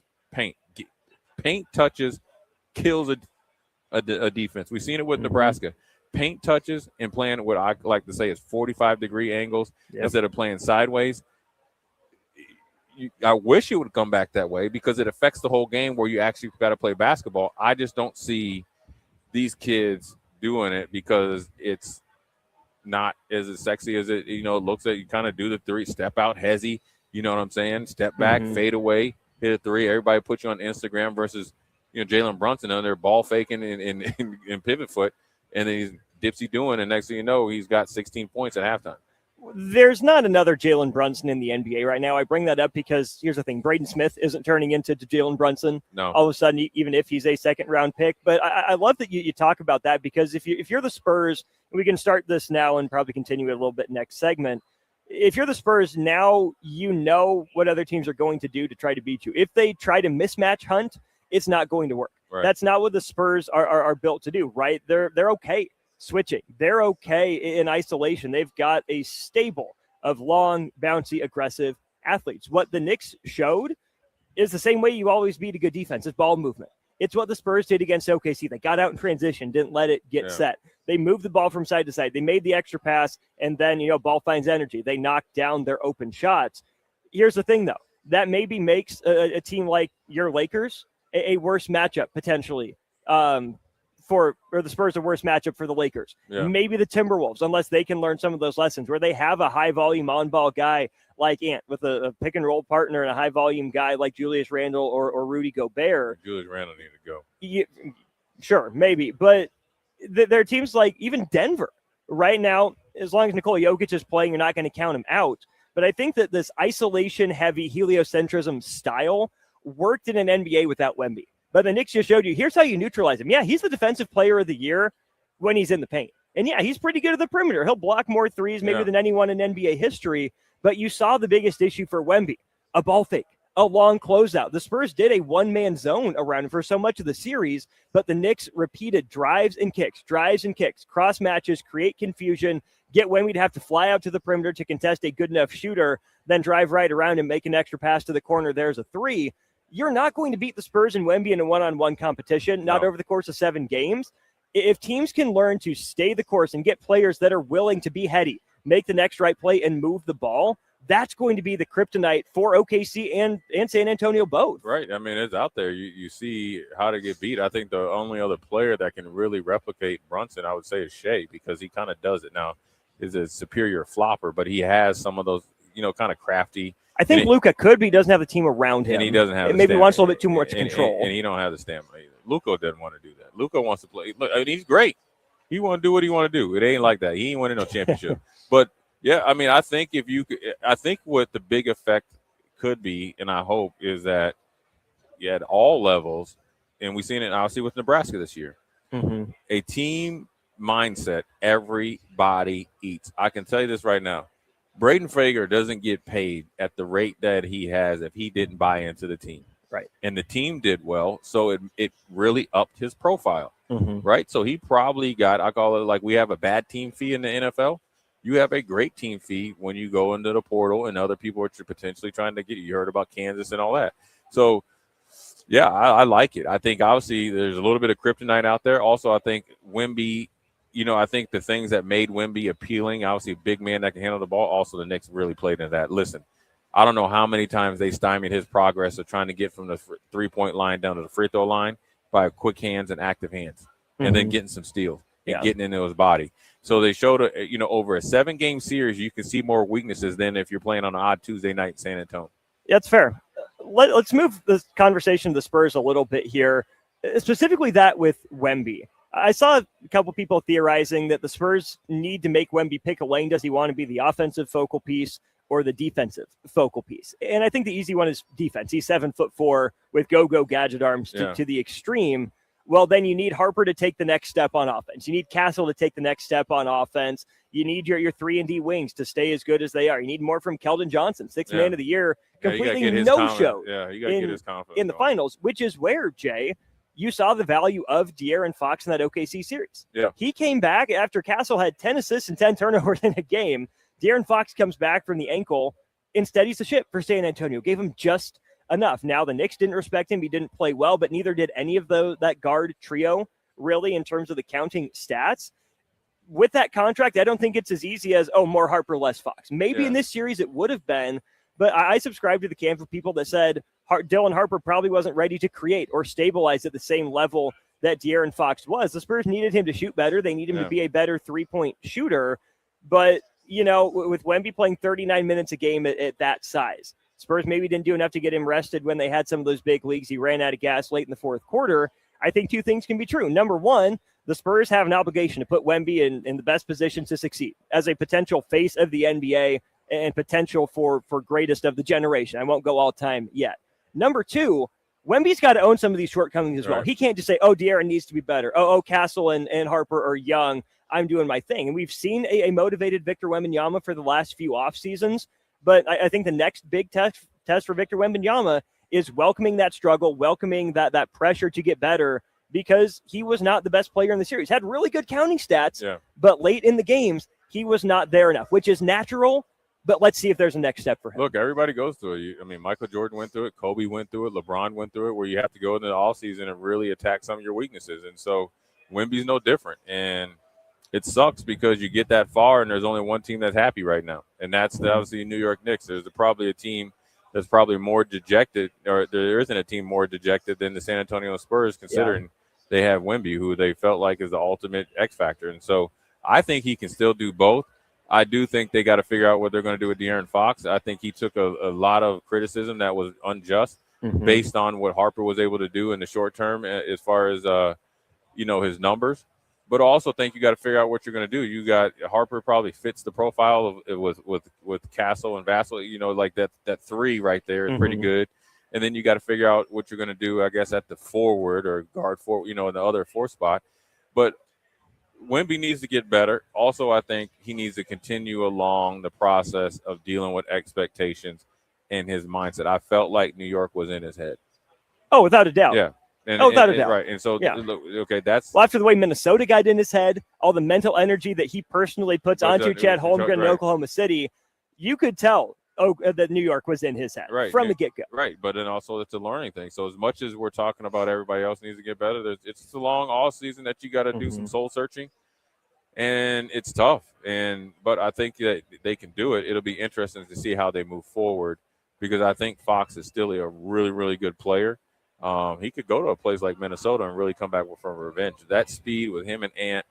With Ant being able to actually shoot the cover off the ball. Right. Yeah. So, but I also think with him, it's a hard place for him to be because he's in a no man's land. He's on a max contract and a place where they just drafted somebody that's bigger and younger and maybe a little bit more skilled at the number 2 spot, and that wants to start and the rest of the team is young. By no means is Fox too old to be effective, but you saw how he caught some strays based off of that, but also think that Mitch Johnson obviously overshot the runway, considering that Fox was struggling shooting, and you drew up 2 plays for him down the stretch. Yeah, that's a little bit more on coaching. If I'm not hitting, I don't need you to run double pin down so I can shoot a three. No. And we got to do 7'4" and all this other stuff. So I think the Spurs, as much as Wemby, the whole organization right now as it sits, it was a big, big learning experience, but look for them to bounce back and potentially win it next year. The trade idea that I've seen is De'Aaron Fox, Keldon Johnson, I believe it was, and Carter Bryant to Milwaukee for Giannis. Man. And that's interesting for a couple reasons. Number one, because I think there's a world where Wemby is an evolved version of Giannis, but Giannis is the closest thing we've seen to prime Shaq in the paint. No holds barred. There's a part of me that thinks, do the Spurs need to go get their version of Brook Lopez to pair with Wemby? And let Wemby be off the ball, hunt block shots from the weak side, rebound that way. Now maybe they try them. I mean, the Spurs had like 6 dudes on their bench they couldn't play. All were like rotation centers, right? Yeah. Kelly Olynyk, the Mason Plumlee was on that team. Bismack Biyombo, I think, was on that team for a while, and a few others. Do the Spurs need their Brook Lopez? Yeah. Or is Victor Wembanyama Brook Lopez 2.0, the three-point shooting drop coverage big that allows Giannis to be the focal point of the offense at the 4 moving forward? I mean, that ladder could really, really work. It would probably take some big concession for Wembanyama. It would take some concessions again from Harper. I think Harper is the key, man. Oh, and from Giannis. Yeah. But Giannis is still going to Giannis. Harper wants more shots. That's it's very telling. And when you have other people voicing it, it's even worse. Especially a leader like Vassell. Right. Yeah. So that's where I think that's his mindset this offseason is going to make or break this maybe 3 to 4 or 5 year run of the Spurs. They're very young, extremely talented. You got an X factor. You can bring in Giannis, but until homeboy gets in his place and out of his feelings, it's going to be a little bit troublesome. But Giannis and Wemby, I can see it, and I think it could really accelerate the maturation process of Wemby. And let's be honest, if Giannis is thinking like, "Hey, let me go here for a couple years, win a championship, and then I'll go to another one when I'm still at the peak," it could really be handing it off at the right time. With Wemby, it's great, to have David Robinson and Tim Duncan around and available. But when you have a guy that is from another country in Europe, as in Giannis, and obviously here is Wemby again coming in with the same expectations, I think it works out real well if you are trying to, help him be the player that you want. Listen, Tim Duncan had to ride along with David Robinson. Yeah. Everybody has to do it, or not everybody, but the Spurs, that's the way to do it. Giannis could come in and kind of be that for a couple of years, and it could work out really, really well. Let's go ahead and go to break. We'll keep the NBA Finals discussion rolling. Some more to get to. 402-464-5685. Your thoughts on the NBA Finals and a surprise X Factor in the playoffs and the Finals. That's coming up next on Old School, brought to you by the good folks at Graham Tire Company. Watch Old School live on Facebook, YouTube, or Twitch. Old School with Foreman and Orman on 93.7 The Ticket and theticketfm.com. Are you looking for a fresh new hangout spot? Let me tell you about Liquid Assets Sports Bar, where Mondays mean new weekly drink and food features. With 23 taps, a full lineup of cans and bottles, and 40 TVs blasting every sports package out there, you'll never worry about missing a play. Savor high-end spirits at their stylish top-shelf bar, enjoy a healthy menu, family-friendly atmosphere, and catch all of your favorite teams every day. Doors open daily at 11 a.m. Liquid Assets Sports Bar, located at 2755 Jamie Lane in South Lincoln. Jack Russell of Farm Bureau Financial Services is here to help you protect things that are most important to you. Whether it's your home, your family, or your future, Jack Russell has the proven experience to get the job done while developing authentic relationships with you. Give Jack a call today at 402-421-9100. Again, that's 402-421-9100. Or visit one of his 2 locations in Lincoln or Seward and learn how you can excel in the complicated world of insurance. Jack Russell of Farm Bureau Financial Services, a trusted and well-respected representative since 1999. Bauer Underground has been serving local contractors and utility contractors all across the state since 1997. When you see the black and white trucks, you know that the best workers in the business have arrived. Bauer is currently looking for equipment operators, laborers, diesel mechanics, and aerial linemen. Join the brotherhood built on hard work, authentic people, and a pedigree of success. They're offering top-notch benefits, a matching 401k, and a $600 per year clothing allowance. Bauer Underground, a family-friendly company with plenty of room for advancement. 93.7 The Ticket is Lincoln's home for Kansas City Royals baseball in 2026. Catch all the action as Bobby Witt Jr., Salvador Perez, Vinny Pasquantino, and a pitching rotation led by Cole Reagans try to lead the Royals back to the postseason. That's Kansas City Royals baseball all summer long. On the air in Lincoln at 93.7 The Ticket. Building a new home can be a challenge, a lot of big choices. With our Remington homes, we have designed 15 different floor plans that appeal to a wide range of people. Bob Benish of Aspen Builders, talking about Remington Homes, which makes the home building process easier. People really enjoy being able to go to our website, which is remingtonlincoln.com, pick a plan, pick a price point, go through and build it yourself. You have a lot of options, whether you want granite, painted trim, wood floors, more stone, all options with our Remington homes. People do not want to be married to their house payment. You're able to get what you really want in a home for a great price with very limited stress. And that's what Remington homes are all about. Home building is easier with a Remington home from Aspen Builders at 423-6811. Online at remingtonlincoln.com. remingtonlincoln.com. Hey Husker Nation, this is Todd Euler, two-time national champion, here to talk to you about Window World Lincoln. At Window World, we specialize in replacement windows, doors, siding, and roofing. Whether you're looking to enhance the beauty of your home or increase its energy efficiency, we've got you covered. And here's the best part. We offer the best for less. Our team is dedicated to providing top quality products and exceptional service at affordable prices. We want to earn your business and make your home improvement dreams a reality. So why wait? Contact Window World Lincoln today at 464-7313 or visit our website at windowworldlincoln.com. Window World Lincoln, where quality meets affordability.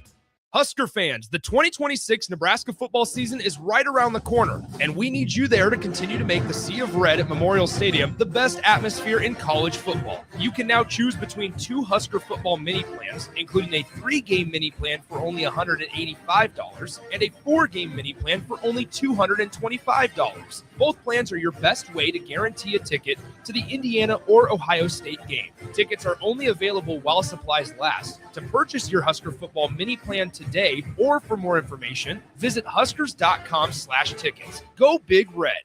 New from Arbor Axe House comes Benny's Battle Barge, the mobile axe throwing adventure. Perfect for festivals, parties, fundraisers, and celebrations. Charter the barge at arbораxe.com or call Arbor Axe House at 402-802-9696. Arbor Axe House at the corner of N Street and Antelope Valley.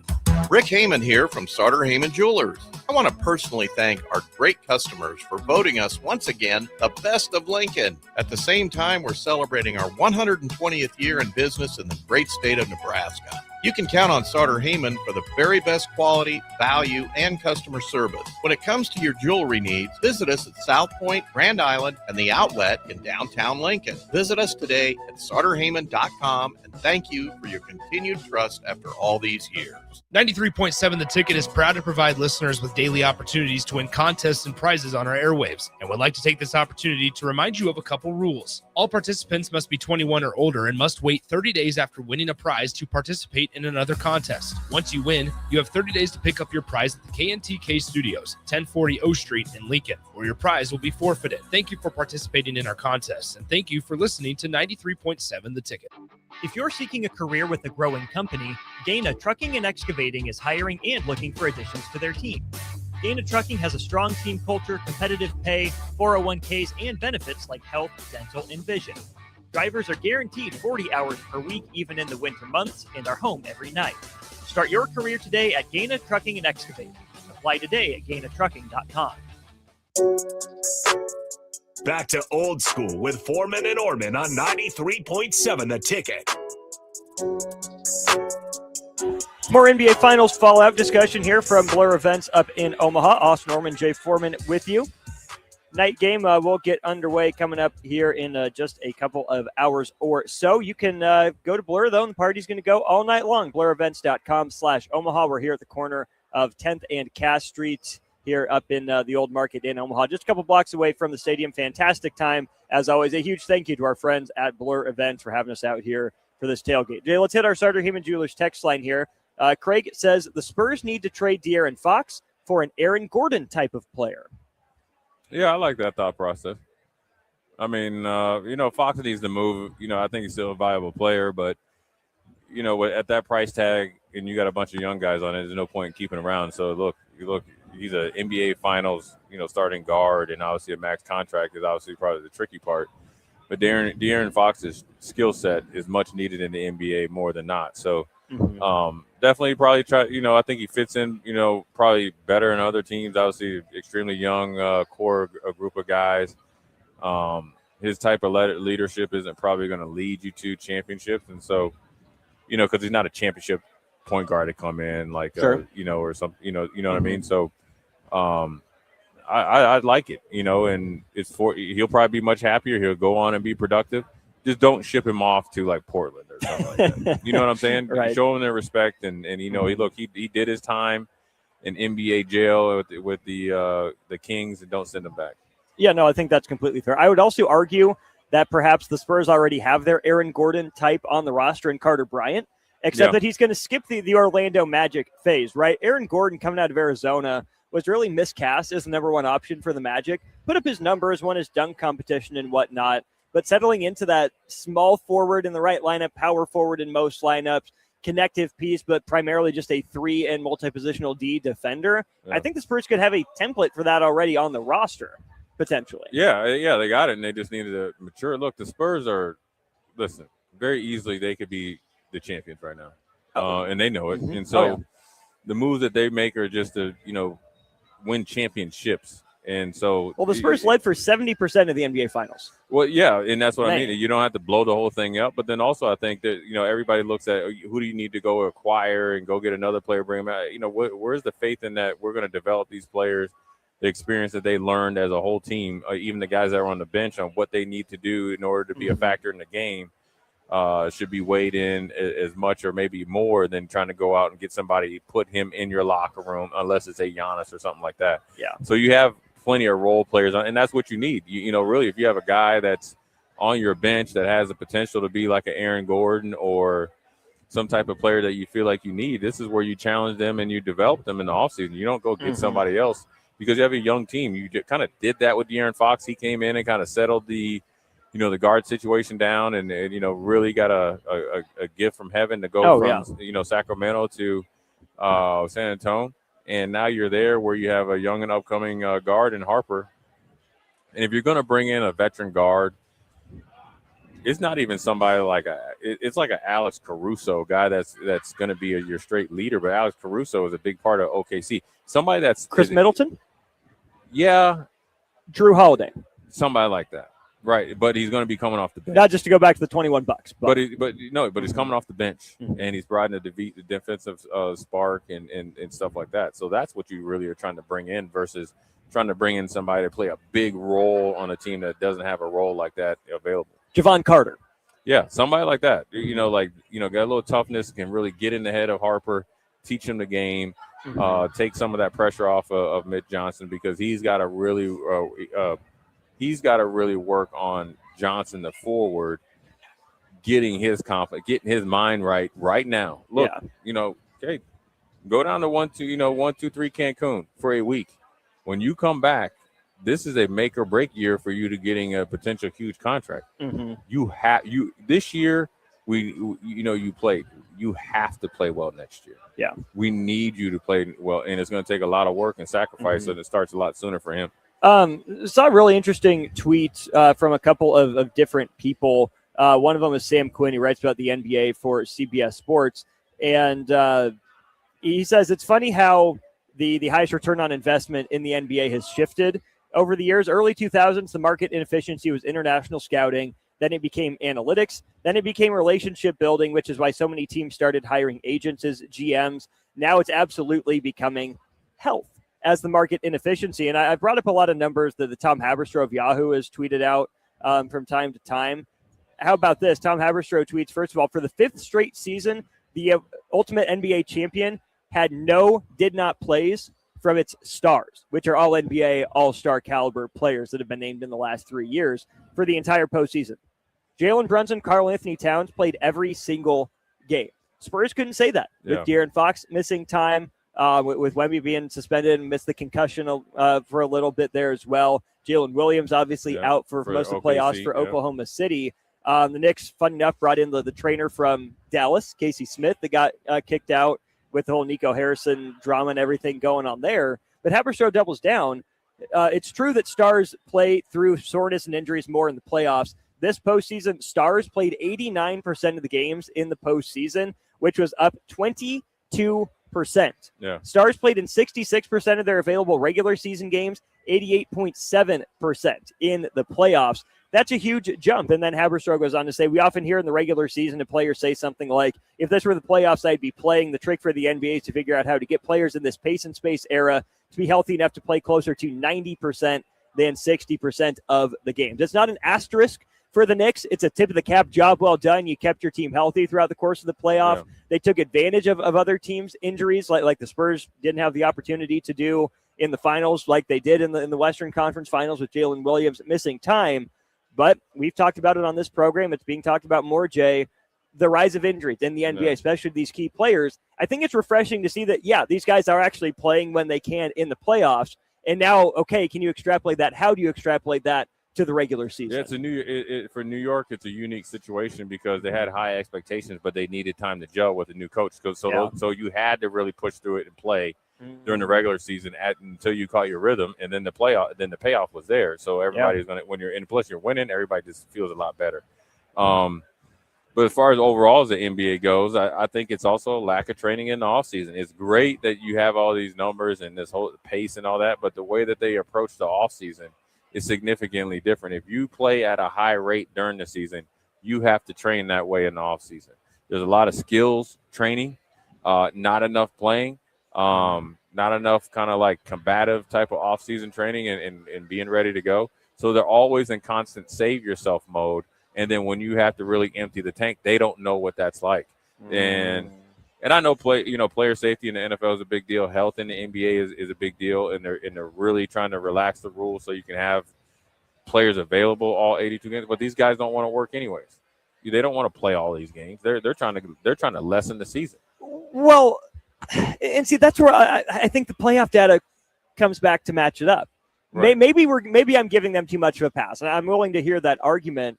But I think we see guys playing in the playoffs. Are we pouring too much stock into the playoffs? This is all that matters. So teams are just gearing up to be 16 games teams. But it's not working out to the point that where you see teams playing effectively. Look at Philly. You just saw stars play 90% of games. If our complaint is the NBA players don't want to play, they're more than happy to play in the games that matter. And so how do we get the other game? But every game, it should. It does. But clearly it doesn't to the NBA players. And so in my opinion, it's worth kowtowing to them a little bit to knock it down to, let's say, 74 games or whatever, because we've decided that division championships don't matter, because we've decided that the hanging in Eastern Conference Finals banner is secondary to winning the NBA Finals, right? That there's nothing in the regular season right now. There's not enough pride on the line. There's not enough rivalry, whatever you want to call it, to make the regular season worth it in the minds of the players. I am with you. I think it would be a better product if all 82 games mattered in the minds of the players. Clearly they don't. Clearly the players are being incentivized for that 16-game push at the end of the season where they are more than willing to play. Yeah, I understand that mindset. You play less games, you're going to get paid less. Right now, they like it because they play less, they get paid more they get paid the same in the regular season. That's where the entitlement is infecting the NBA. That's where it's infecting the mindset. And picking or choosing when you want to go to work is something that you've already cowered to the players. You've already had load management and all these type of stuff, and where you're able to kind of, take some time off and all this stuff during the season with the assumption and with the quote unquote mindset, we're going to try to really gear up for 16. Well, there's only two teams that lasted that long. And to be honest with you, there's some teams and players that didn't make it this far that didn't play well. Look at Boston. They didn't play well. Philly, when you really showed some life, you got obliterated by the Knicks. Yeah. So that does, yes, I understand it. I don't think changing anything, because I know the players ain't going to want to play for less money. No, and so that I think is my So I'm not paying, if I'm cutting the games, if I'm going from 82 to 72 or to 68 or whatever I've seen the numbers, I'm not paying you the same. You taking a pay cut? That's what I mean. Some of these guys with those 10 games, dude, they might lose $3-4 million. Sure. Right? Are you willing to do that? But then guess what's going to happen when you go down to 72 or 68? They're still not going to play. They're not going to play. If they play in the regular season 65% of the time, they're going to play 65% of the time. And see, that's where I think what the data that Haberstroh points out tells us is that the players are more than happy and desire to play in important games. And so for me, I would rather try to find a way, and I agree with you, in theory, in premise. Right. It's your job. It is your responsibility. You have a duty to the fans that pay to see you play, to the team that drafted you or employs you, whatever it is. If you're going to work at something, work at it with all your heart, right? Trust me, I am on board with that. Right. Clearly, that message isn't resonating with the rest of the NBA, but the stakes of the playoffs are. Even the NBA Cup is when there's some of that money on the line. And I'm not saying give the players more money. That's going to make them play. Oh, yep, let's increase their salary. Give them a higher percentage of the salary cap or the revenue sharing pie, because that's what's going to make them, care about the regular season more. I don't want to go to entitlement first and foremost, even though I'm sure you're right. I want to see if there are ways the NBA and even, dare I say, its media partners can find ways to make the regular season matter again before I take a dump on the players, because this data shows me the players are willing to play in important games. They want to play in important games. They show up when they feel they're available to. To me, it's changed the incentive structure without, completely kowtowing to them would be my first step. Yeah, well, you want less games, you're getting paid less. And yes, then you start totally missing fair. games, then you're going to get paid even less. Even less, yes. And I guarantee you, they're going to not. These guys' mindset is do less, get paid more. I would keep it at 82, but what you need to do is start getting the better players developed, and that goes all the way down to high school, all the way up through college. You shouldn't be in the NBA if you're not a viable player on the active roster. Sure. To the point that where because the fear of Austin Orman coming off the bench and not maybe taking my spot, but earning some of my minutes when I decide to play needs to be in there. There's not enough NBA stars to warrant, and I'm talking about true superstars, to warrant you trying to dictate any time off. And it's not about the Michael Jordan area or LeBron and all that type of stuff. The guys that actually have earned it are playing. So are coaches too scared of losing a regular season game by not dipping further into their bench? Most likely, but it's the easy thing to do because you're just rolling out the ball and you're over dribbling with a couple players that are really, really skilled. Whether it's Shea or at one point in time James Harden that can hit you up for 30 because he's going to kill you at the free throw line. That's the easy part. But when you actually got to really get down and coach and develop your players, it really falls on the coaches because you don't want to get exposed. You have an easy answer of load management and so and so is not playing. That's not a viable excuse anymore because players don't want to take a pay cut. You can tell me you want to play in important games, but you're showing me you want to play when you want to. You don't want to play in important games. How are you telling me right now, right? Take the crappy teams like Portland and them out of it. So how are you telling me right now if you're a Lakers reserve player or Anthony Edwards generally plays, but if you're a player of lesser than Anthony Edwards caliber, that you're on a Orlando team or you're Rob Dillingham, right, or like up in Detroit, that you're really trying to tell me that you ain't playing? You ain't done tiddly poo, and you ain't won nothing. Sure. So that's where my pushback is. I understand it. Sure, if it can work, but then also I would say this: okay, try it. If it don't work, we're going right back to it. But then you can't because you're losing. First of all, the NBA is not in the position to lose their brand percentage of the pie. They are on red alert right now. You know, because we just had the hockey finals that was really, really good. Their excitement is there, right? All the way back from when they were in Winter Olympics. It's just kind of been doing it, right? Then you got football that seems to just continue to increase it. They even doing stuff on Christmas now. Right. So now you're trying to tell me that you're going to put it out there that your superstar players have pimped you and essentially we're going down to 65 games, 68 games, and you don't think be bad luck. You don't think that's going to affect your overall brand? You're already getting overtaken by the NFL. If anything, change the scheduling. So eliminate those excuses. Is it more days off? Sure, the extended the teams maybe make travel arrangement concessions that you can do. Maybe not back to backs. They've already done that. You know what I mean? And it still hasn't worked. So I'm against it, but I can see it happening because right now everything's on the table when it shouldn't be.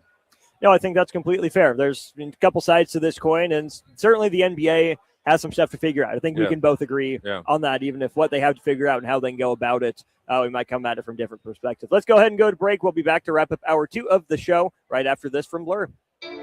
You're listening to Old School with Jay Foreman and Austin Orman. Download the mobile app and listen wherever you are on 93.7 The Ticket and theticketfm.com.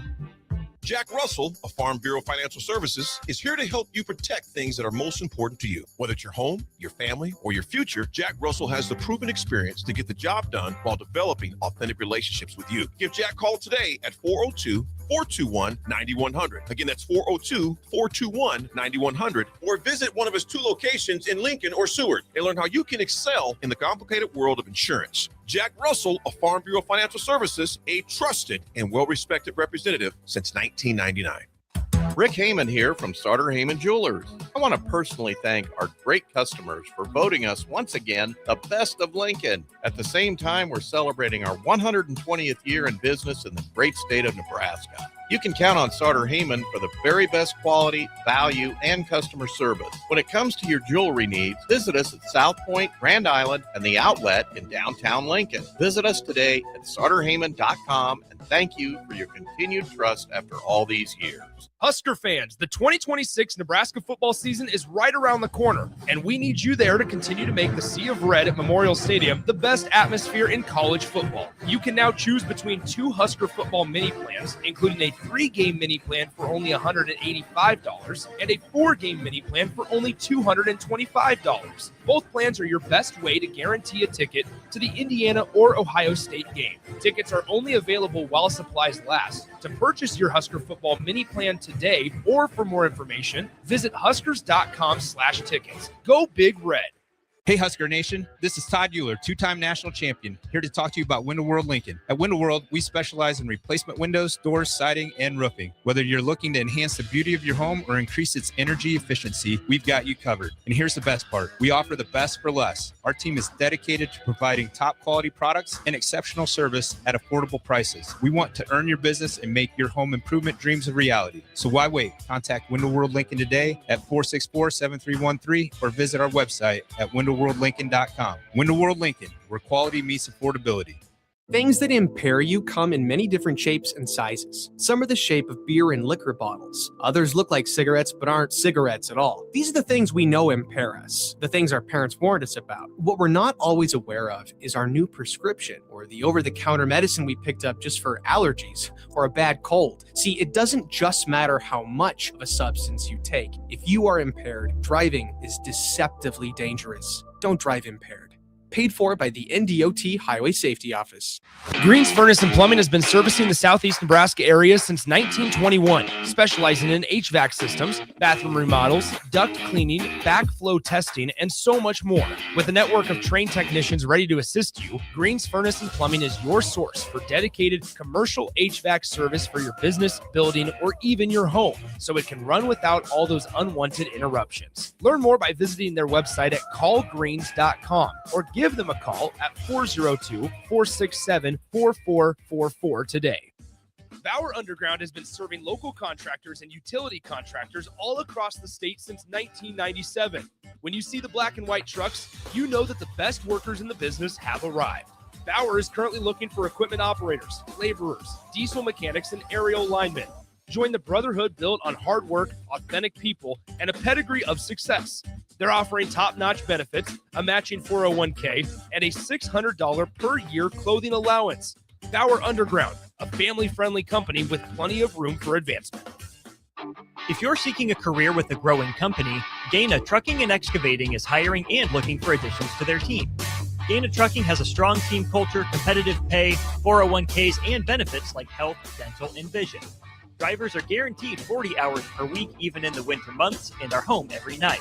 Start your career today at Gaina Trucking and Excavating. Apply today at GainaTrucking.com.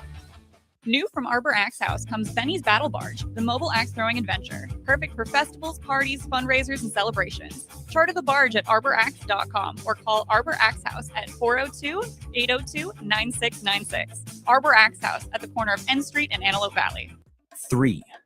2, 1. The drop is live. Screens freeze everywhere, except yours. You've been training for this moment. And with Allo Fiber's zero-lag precision, you strike first. No lag, no limits, just speed. Can your internet provider do that?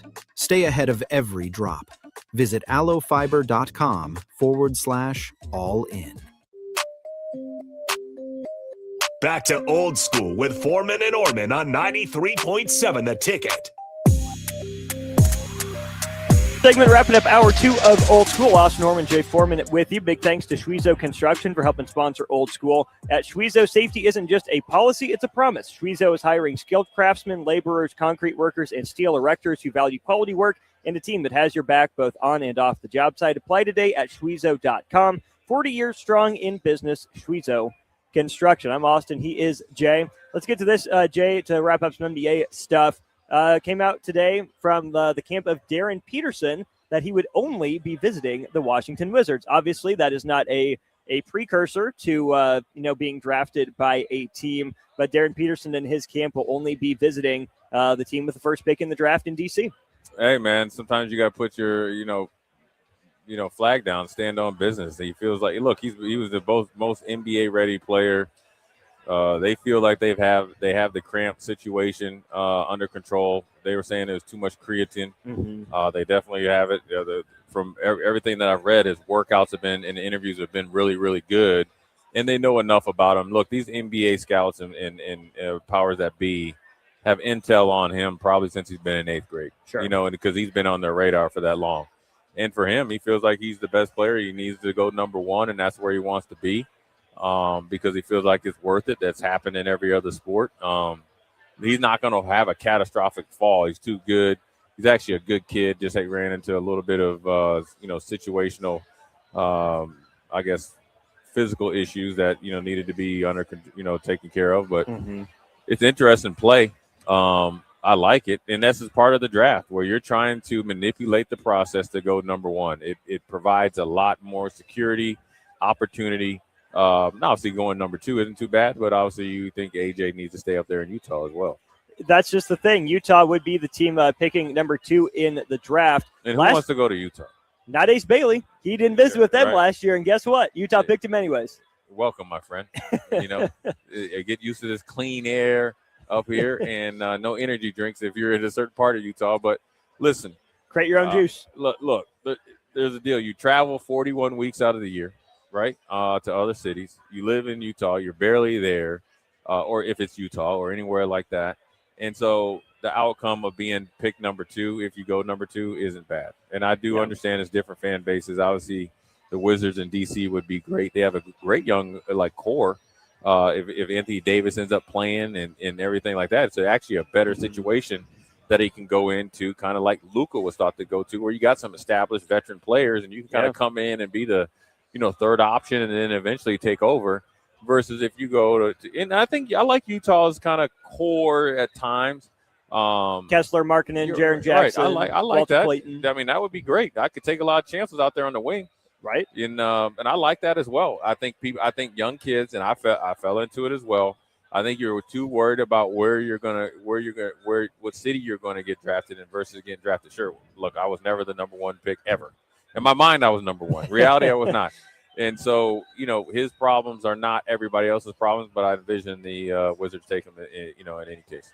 A week from tomorrow will be the first round of the NBA draft. We'll certainly have some more NBA draft conversations coming up on Old School. He's Jay Foreman. I'm Austin Norman. This is Old School, brought to you by the good folks over at Graham Tire. Don't forget, we're out here at Blur Events at the Blur tailgate on the corner of 10th and Cass here in Omaha. Get your tickets online. Join us all night long today, tomorrow, and Wednesday. Get your tickets, blurevents.com/Omaha. Hour 3 of the show next from Blur. Watch Old School live on Facebook, YouTube, or Twitch. Old School with Foreman and Orman on 93.7 The Ticket and theticketfm.com. This is Lincoln's home for sports talk on the FM dial. Also online at theticketfm.com. On the internet. KNTK FM Firth, 93.7 The Ticket. Green's Furnace and Plumbing has been servicing the southeast Nebraska area since 1921, specializing in HVAC systems, bathroom remodels, duct cleaning, backflow testing, and so much more. With a network of trained technicians ready to assist you, Green's Furnace and Plumbing is your source for dedicated commercial HVAC service for your business, building, or even your home, so it can run without all those unwanted interruptions. Learn more by visiting their website at callgreens.com or give them a call at 402-467-4444 today. 3, 2, 1. The drop is live. Screens freeze everywhere, except yours. You've been training for this moment. And with Aloe Fiber's zero-lag precision, you strike first. No lag, no limits, just speed. Can your internet provider do that? Stay ahead of every drop. Visit aloefiber.com/all-in.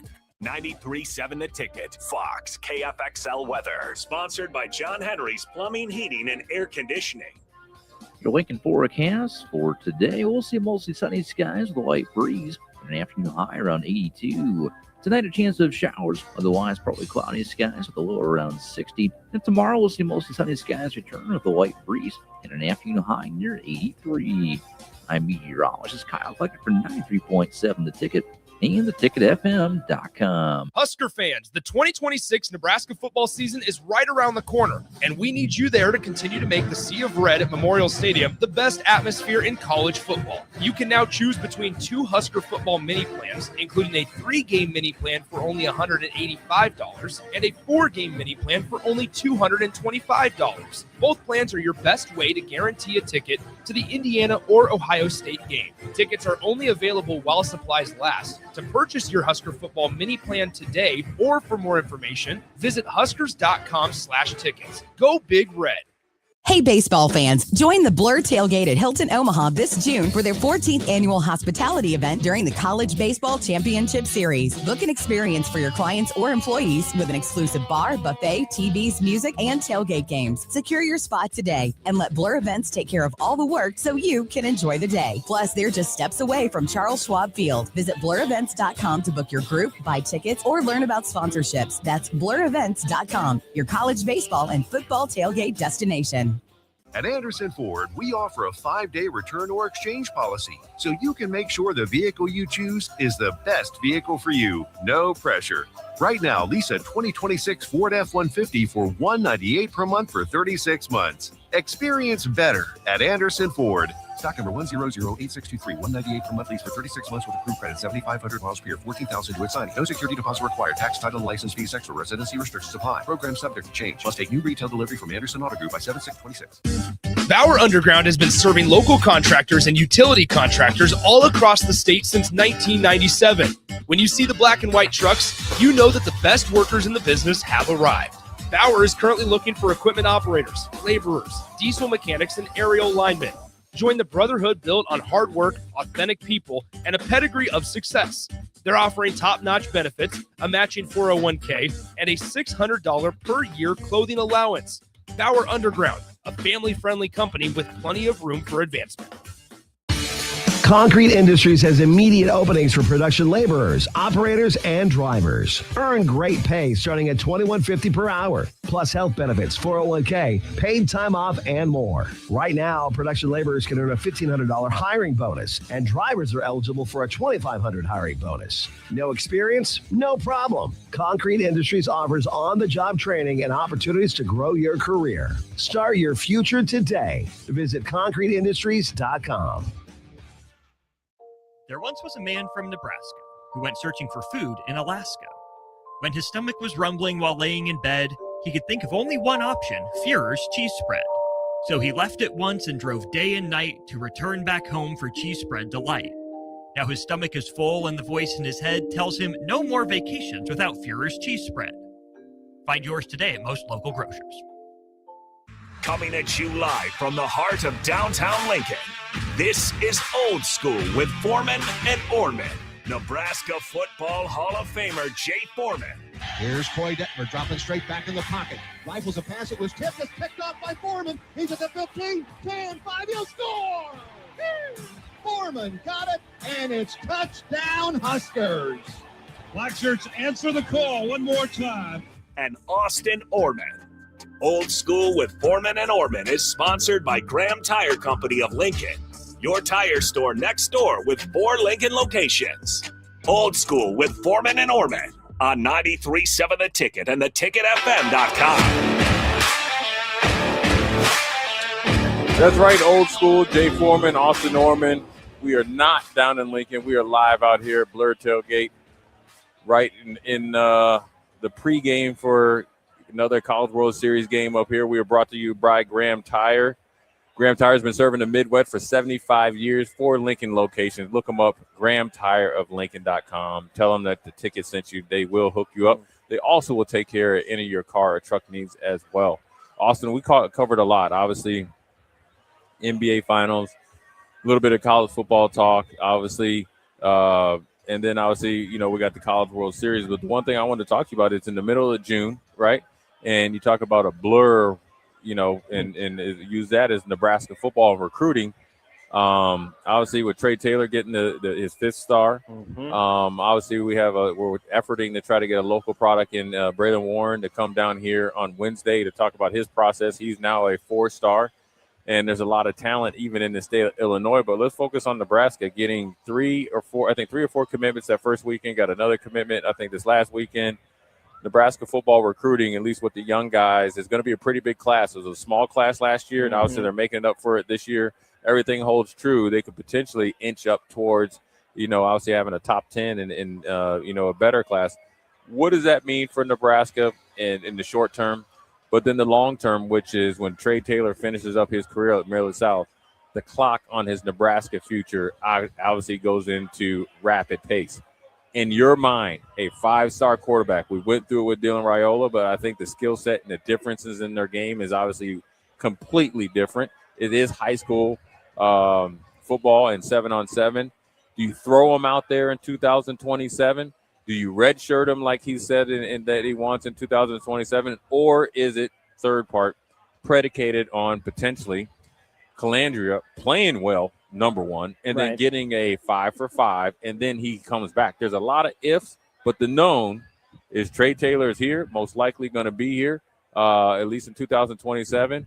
Do you throw him out there, learn on the job, or do you kind of do the long game with him? Because we've seen quarterbacks redshirt and potentially leave the next year, or play and end up doing well, in the short term as well. Yeah, there's so much to get to at that quarterback position. I want to reiterate just how much I disagree with Nebraska's strategy at the quarterback position this year. Not what I would have done in terms of going after Calandria. Now that they've done it, it's over with. I hope it works, right? Yeah. I hope they're right. I hope they ended up making the right decision. I didn't hate the idea of Kenny Minchie coming in, right? The guy that was he was locked in. Nebraska never locked him in. He said he was locked in. Yeah, you got to take him at his word. No, he's got to be dry. Remember, Yeah. We've learned that in this day and age of college football, for better and for worse. It's not what I would have done. I'm also not getting paid that amount of money to make college football decisions, and so obviously I shouldn't need to say that, but just for level setting, I feel like I should. So, given the reality that Nebraska's in right now, I think the best bet for Nebraska is that 5 for 5. You skipped over a name, and I don't know if you meant to or not, in TJ Lateef, but is TJ Lateef really the guy you want as the bridge quarterback? What's the point of having him around just to start 1 year? Right, I haven't been overly impressed with TJ Lateef, but he also hasn't played that much, right? I think there's still plenty of opportunity to really show his stuff. And that's what I'm trying to say, is that there's plenty of opportunity left for him to prove it. I hope he gets the chance to some degree, unless he's just not it. And Nebraska knows that and has moved on. My guess is that TJ Lateef is not the next starting quarterback at Nebraska after Anthony Calandria. My guess is it'll be Calandria and then Taylor, or maybe there's a bridge guy, right? What is best case for Nebraska? I don't know. There's a world you can tell me that Calandria coming back for a second year, for 5 for 5, he takes advantage of that just to bridge right to Trey Taylor, is good for continuity for the carryover. You get a guy that I'm sure they will have crossed paths at some point during the course of the year. And, then to actually have Trey Taylor learn underneath Anthony Calandria, sure, probably fine. if it's going to be someone else in the program, do you make Daniel Kalen the bridge guy? Do you give TJ Lateef a chance to be the bridge guy? Does Trey Taylor really want to redshirt? Is he better than Anthony Calandria coming in? And does he take that starting job in 27? I'm not overly confident in a freshman starting quarterback at Nebraska, given the state of the rest of the roster. I don't know if I would love it, but is there a Kyle McCord out there for Nebraska to go get as the bridge guy during the redshirt year? I don't know. So my gut would tell me it's Calandria, someone else, Trey Taylor. Ideally. That's ideal. That's ideally. But what do you want to happen? What I want to happen is that Nebraska didn't go down this path to begin with. Well, you can't Given change that they're there, at this point, I think you're just going to have to throw the kid to the wolves. Trey Taylor, come in. Clearly, you're the chosen one in some form or fashion. All right, go get it. Let's see what you got. Yeah, I mean, I think with TJ Lateef, I think this summer is a huge, step for him, not only in his career, like with this year, but just, as he moves forward. Look, the quarterback position is not something that it's not the Chia Pet mentality of pour water on a kid that's 16 years old and he comes out and he's Tom Brady is part of the reason why the quarterback position is missed at such a high rate. Yeah, I think that TJ has the skills. I think you can't judge him off last year, and if you judged him off last year, then that makes me question how you're thinking about football in general, right? And I'm talking it's a data point. It's not the data point, right? But it's like, dude, you hadn't played all year, and then you play in the third quarter of a game, cold. And sure, you could say, hey, maybe you should have adapted the offense strictly to him when his skill set is different, right? And so, I think the improvement of TJ Lateef maybe answers that question about Trey Taylor. But I think when you're paying that type of money for a five-star recruit, I think you have to have a plan in place both in the short term and the long term. And listen, there is nothing wrong with being a bridge quarterback at TJ Lateef's tenure age-wise. Because say he plays some this year, right? Say Calandria is everything that everybody says that he is. And we're blowing teams out at points. And TJ Lateef has gotten better at some of the things he needs to get better at. And then he plays some, say he needs to finish out a game and plays well. And then next year he ends up earning the starting spot over Trey Taylor. Then I want him to start for 2 years. Okay. And he starts. And then he becomes such a good player that other people come to get him. And Trey Taylor is ready because he has played some as a true freshman because he has 5 for 5. So there really is no hurry to throw him out there. Then you're all for it. Or you say, listen, man, we got you on the payroll, homeboy. It's time to rock and roll. And sometimes, when you have this is what I've come to learn and think for the majority of the time, if you're a 5-star player, you should be playing as a freshman. Period. They only give out like 20. You're the best of the best. That means you're mature enough. That means you're physically ready. That ideally you should be mentally ready, and I need to get you ready. You got to get out there and get busy. With the ability to enroll early, right? You have to be able to perform. Okay, so you have how many 5-star guys? 1, 2, 3, 4, 5, 6, 7, 8, 9, 10, 11, 12, 13, 14, 15, 16, 17, 18, 19, 20, 21, 22, 23, 24, 25, 26, 27, 28, 29, 30, 31, 32, 32. Exactly. 32. So you got 32 kids out of like 32,000. You got a 5-star. Now, within reason, right? You should be able to come in and play, and you have to play. Not that you're going to put you out there if you're not ready, but I want you to be ready to play. According to 24/7 Sports, Danny Odom at Nebraska got a 5th star as well, which I missed. Yeah. Locked down. Man, hey, when in doubt, cover man to man. Of that group of 32, just for what it's worth, this is for the 26 class, by the way. Okay. I've seen one quarterback, or 2 quarterbacks. Keyshawn Henderson at Houston, or 3, Jared Curtis, and then Faison Brandon. Yeah. Otherwise, do you want an offensive tackle, 5-star offensive tackle playing as a freshman? Wide receiver, I can see it. Running back, I can see it. Maybe DB. Maybe DB. Do you want a true freshman? Miami had a ton of freshmen playing, and they weren't all 5-star. So, yeah, I can freshman see outside linebacker as opposed to inside linebacker freshman tight end, You could have maybe it fine. depend. Yeah, I could think linebacker can play, tight end can play. And we've seen guys that are really, really good. Quarterbacks can play, but you have to have everything tied up around them: line, offensive system. Checks and balances. Offensive line is probably the hardest to do because a lot of these guys that are 5 stars it's solely based on size, and some with the defensive line as well. Yeah. But I think when you're playing one of these skill positions, especially at the position of quarterback, the way that this game is played, you should have the ability to play. Right now, if you redshirt or we have a strategic plan on when you play, I'm fine with that. But what I mean is this: if you're a 5-star guy, everybody should know when they walk on the field. Yeah, that's that dude. It's like when I saw Andre Johnson. Yeah, I see why you win as high. And then he commenced to being a Hall of Famer. Now, there's other factors that lead to success, right? Yes. There's also at times where you throw a young offensive lineman out there too early that was big in high school, and you're not big enough or strong enough in college, and it can affect you throughout your whole career. Right, look at Tony Corcoran, right? You had that first game after stepping in for Hymas, and you never really lived up to it. But, on a consistent basis. And I think injuries hurt him, but also the expectations were way too high, and what he was able to do in one game didn't match up for, 3 or 4 years. And so you have to be strategic about certain positions. But I do feel when you have a need at quarterback, and as you're along this process and have a good year, whereas the connection from Calandra or Latif, you're talking about 2 years from now. So that means I'm assuming your line is back where it needs to be or viable, and you're able to curtail this offense to his skill set without exposing the rest of the team in the offense. You'd like for him to be coming into play. And also you got to think also now, look, he comes into this as well. What can you handle? Are you ready? Are you willing? And that's just something that's an ongoing process. I think you should see more 5-stars playing with this early enrollee.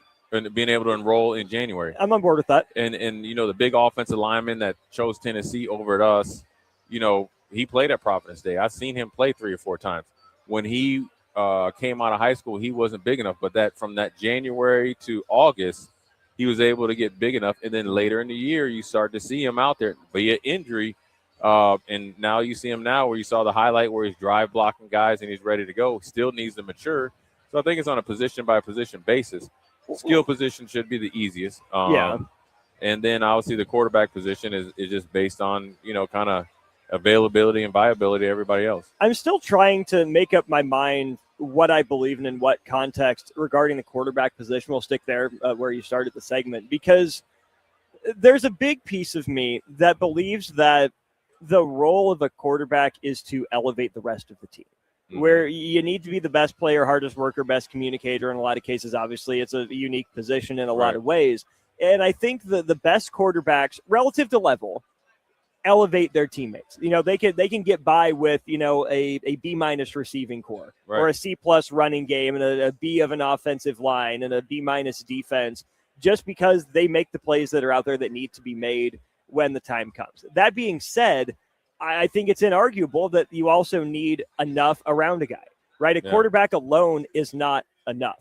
And I don't know the state of Nebraska's roster for 2027. How can we right now, without knowing what the transfer portal looks like and developmental steps we see here in 26, for what the rest of Nebraska's roster looks like? And so I don't love putting that much pressure on guys to come in right away as freshmen to succeed and lift up the rest of the team around them. But I think it's one of those deals, Jay, you know it when you see it in terms of what a special player is, because regardless of the circumstances, you don't have to qualify or add so much context. Well, because of this, it's why this was bad, or it's only because of this that this was good. The best of the best players, sure, they need some keen context around them too, but I don't know the last time Nebraska had that special player that no doubt, regardless of the circumstances around them, you could tell made Nebraska better just because they were on the field at the quarterback position. Yeah, well, I think those days are long gone here in Nebraska until you get one player that proves that no matter the tenure, right? But I also think that the quarterback position and what you're describing is, I think, is different as a freshman versus when you become a sophomore, junior, and senior. I think as a freshman, the job is to put you out there and it's kind of like when Tom Brady was a rookie and they won that first Super Bowl. Defensive oriented, run game oriented. You kind of play keep away. Then as you start to become successful, we put more on your plate. Yeah. Right. And then when you're at a blue blood, but then as you have that first year, right, it's also now everything saying equal. We're recruiting at a level. The guys are developing.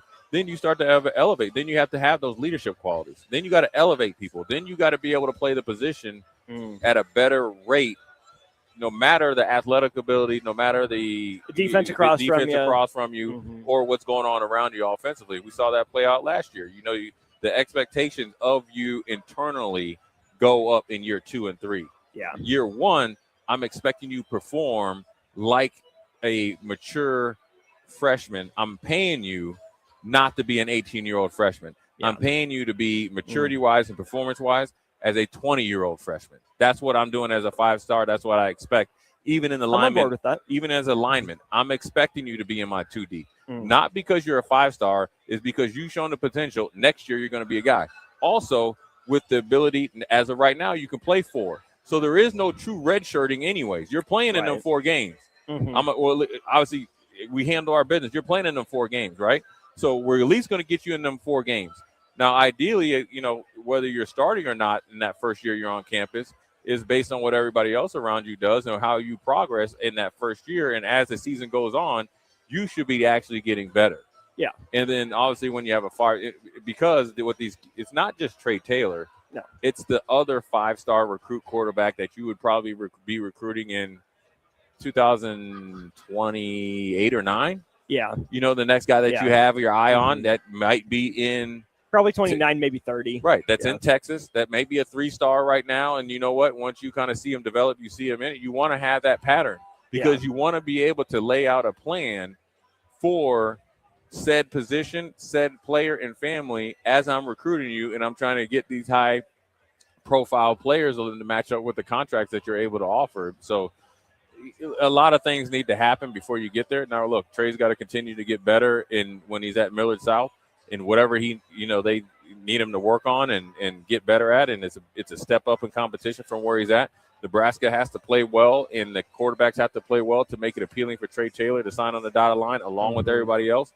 Yeah. And then everybody else around Trey Taylor in this class, the linemen, the defensive linemen, the receivers, the running backs, everybody has to pull their weight. The only way, and I said this about Dylan, the only way Dylan is going to reach the expectations or his full potential is everybody else has to play well as well. Look, you're the quarterback at Nebraska. You could win a game 28-17 and you go 9-21. The guy that's going to be in front of the camera is the quarterback. Yeah.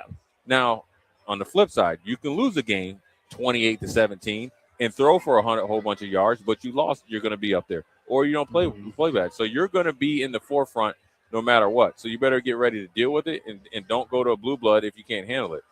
As far as it goes, as far as the recruiting process, also everybody's watching how you handle the situation, how you handle Dylan. What is it, better? They're not the same kid. The situation is not different, but still, you're a quarterback. You're high profile.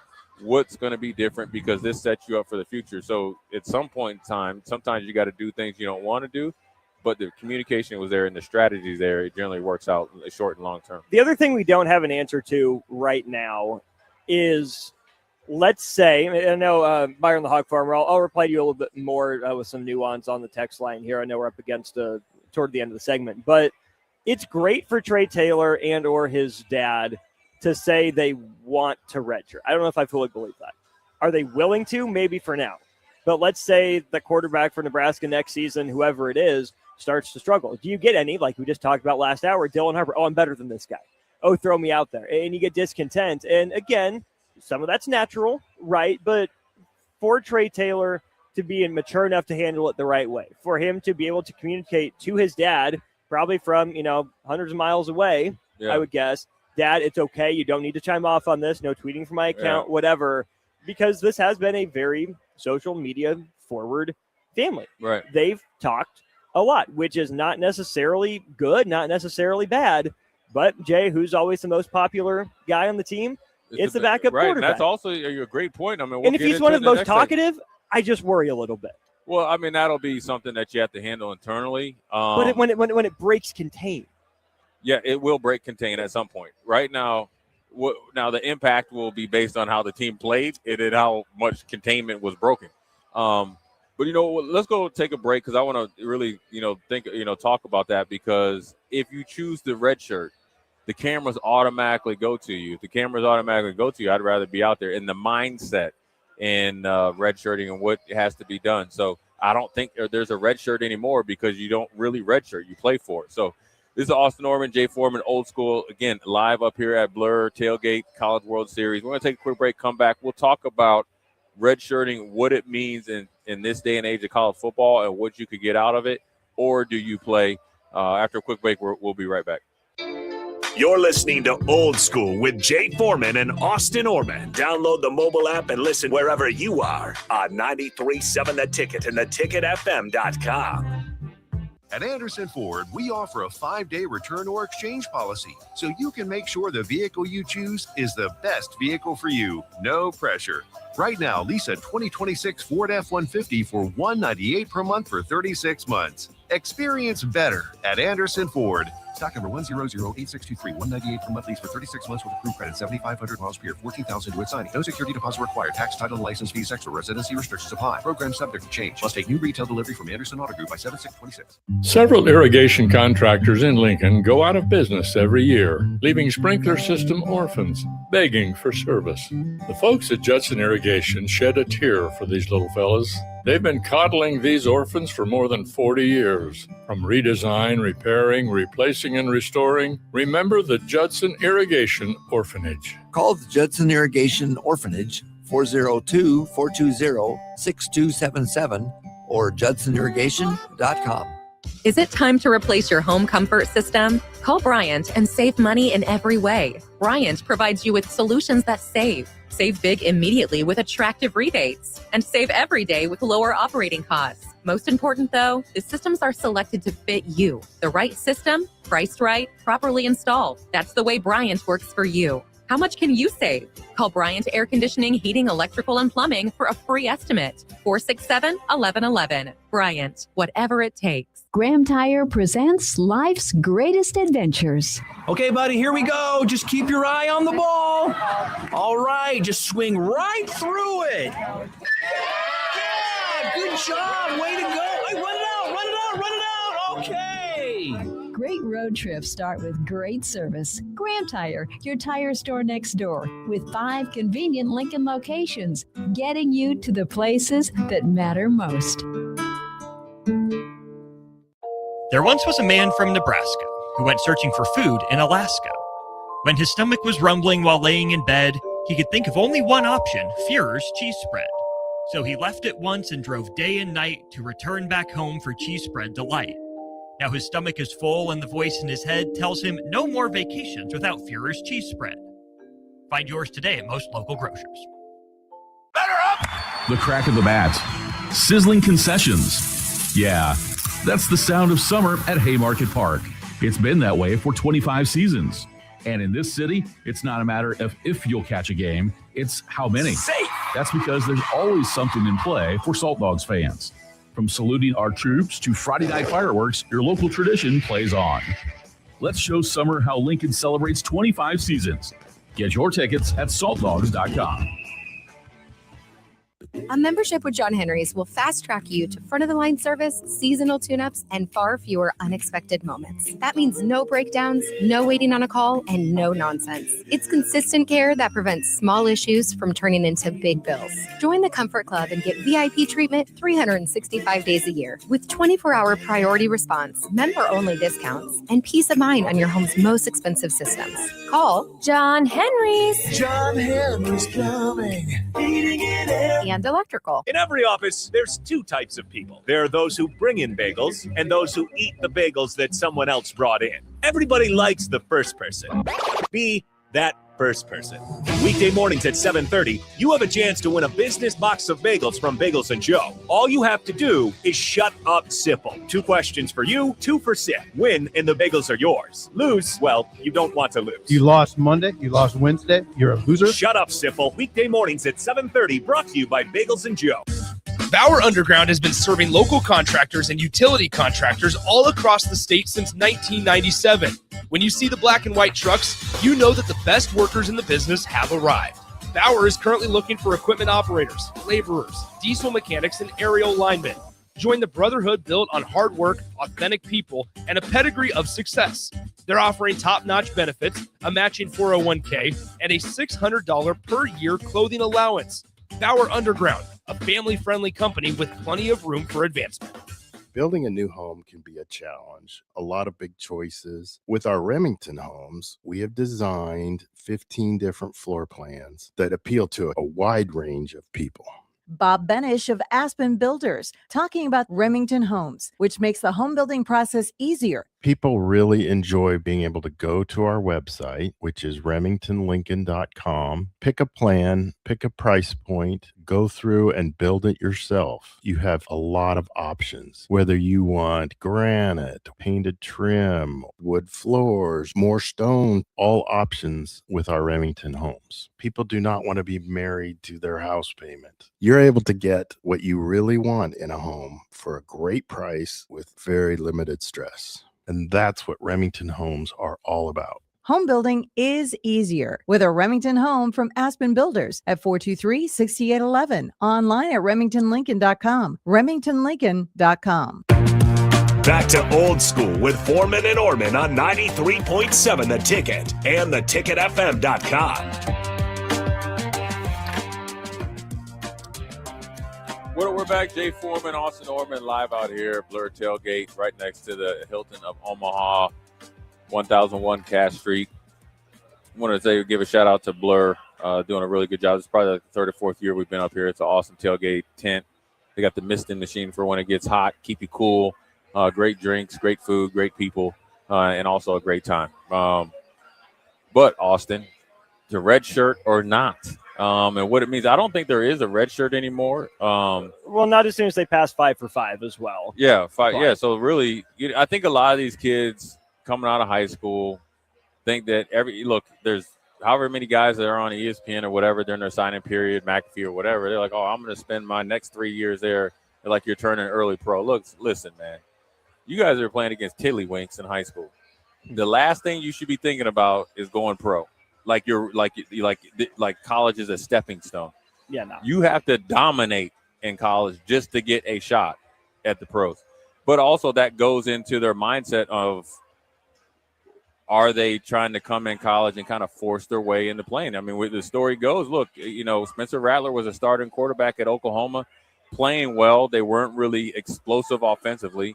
I would probably say that the play calling and a little bit of Spencer Rattler's play led to that. But Caleb Williams' dad said, listen, man, if he ain't starting, he's leaving. Next thing you know, he's in there. Now, look, he stood on business. He bet on himself. He ended up being the number one pick. Everything works itself out. But on the flip side is that a lot, it's the process that you go through, and you got to kind of sometimes manipulate the process to get out there and do some things. So, I think, whether it's Trey Taylor or a defensive end that comes in, they expect you to play and play effective, and it's not about stats. You need to be a viable player on the team, and if I'm Trey Taylor, I want to come in and play. Now, granted, you're willing to earn it, just like when Dylan came in. He went through the spring ball, and obviously was named the starter shortly into fall camp, and that's what you probably would expect from Trey, because you can't be named this day one starter. You ain't even played, so you're going to have to beat somebody out at some point. And, look, if he has a vision, he's going to have a great year at Millard South. He looks like he's gotten bigger. He has gotten bigger. You figure he's going to continue to work and train and develop to get bigger, faster, stronger. Millard South has a really good, weight program, as you've seen by the number of players that are playing at Power 4 Division I. And so you expect him to come in and push for playing time and, be out there, a significant amount of time. Whether it's TJ Lateef or Calander another year, they're going to have a young 5-star quarterback that's going to be on their heels. And generally, the tie goes to the younger guy. Yeah, and I think that's all good to keep in mind, because I think ideally there is a red shirt or at least a year on the bench in some capacity for Trey Taylor. Would you be fine with him coming in and playing 4 games, kind of like TJ Lateef was, absolutely, without being thrust in there? Absolutely. Yeah. Here's the thing, though. That's not necessarily the reality, right? That's fine in a vacuum to say, well, this is what we want. Thing is, Nebraska needs a difference maker at quarterback, a positive difference maker. Maybe Calandria is that guy. Maybe Trey Taylor could be. But I think the days are long gone where for Nebraska in its current position, you can't just bring a guy in to redshirt him and plan to redshirt him, right? That'd be ideal, right? If you were Ohio State and you could, throw C.J. Stroud on the bench for a year, Justin Fields on the bench for a year, on and on down the list. Where you're USC and Oklahoma, with Lincoln Riley recruiting multiple quarterbacks per class in a lot of cases. Yeah. One can play, or you have a carryover, get transfer, and then this guy can sit, and then it's his turn next. That's not where Nebraska's at right now. I think that there's something to be said for as much energy as Nebraska's poured into Trey Taylor, recruiting him, as much energy as he's poured into the recruiting process as well. Do you want that guy sitting on the bench? Whether or not, he's the best option or not, if he's doing this much peer recruiting, what's the best way to show that this guy's viable? What's the best way to prove that the message has some teeth to it? For Trey Taylor to play, at least passively, right? Like you said, does he have to be all Big Ten his first year? No. Would it happen? Probably not. But show that you're serviceable. Show that you're a good enough quarterback. Show the flashes that you could be, I don't want to say chosen one, but the one that kind of breaks the cycle and elevates the program at the quarterback position consistently for the first time in far too long. Yeah, I think, look, you know how it goes. Obviously, there's a lot of factors that go in it. I mean, I think you got to have, the pieces around him, especially early in his career, that's going to, obviously make the transition easier for him. He's going to have to beat out another viable quarterback, whether it's TJ Lateef or Daniel Kalen, or if it's Clandier back or somebody else. He's going to have to do that no matter what, because that's what you want. It'll make him better, make the team better. And then the philosophy has to be offensively, especially in that first year. If he's playing a significant role his first year, going to have to be catered to his skill set so he's successful in your building. The building blocks are there, and we've seen it, in different form or fashions with different quarterbacks. And then as they go along in their career, they're doing a lot more.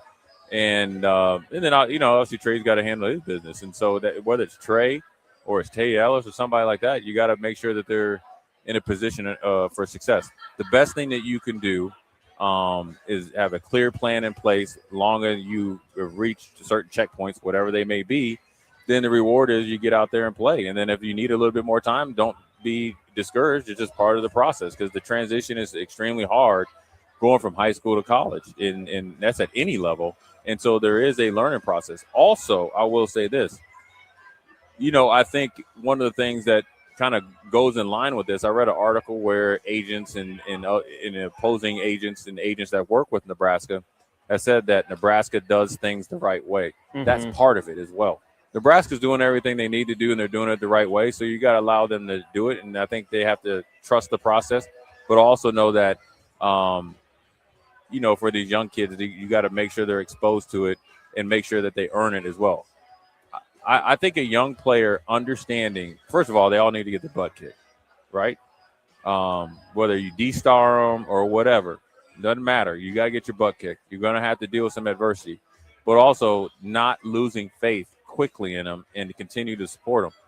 I remember, when Bo was here, it was like all these kids that they were recruiting, and then they would turn the page and be like, oh, he can't play. I mean, I'd hate to be in that position that you really judged me on the first few weeks of practice when I got here from Eden Prairie, Minnesota, versus a couple years later. Mm-hmm. And so everybody's going to have a learning process as long as you continue to support them. I think they'll be okay. Well, that's kind of where I'm at with TJ Lateef, too. If you thought this kid could play when you brought him in, have some belief in him. And I know we're talking about Trey Taylor, but in the interim, right, if Trey Taylor does really, truly want to sit here or is willing to sit that year, or Nebraska thinks that he does sit that year, whether it's fans or the coaching staff, to me, it's not just, Trey Taylor's going to sit, go get another transfer. Trey Taylor's going to sit, we need 5 and 5 for Calandria. You recruit guys for a reason. You recruit guys because you like them, because you think that they can help you. If you're recruiting a guy for any reason that's not he can help us win football games, why do you have him on your roster? You should be okay with it. And maybe eventually help. Or eventually help us, right? And that, yes, whether it's this year, next year, 2 years, whatever, right? The timeline, the plan is different for everyone. But I'm going to repeat something that you say all the time.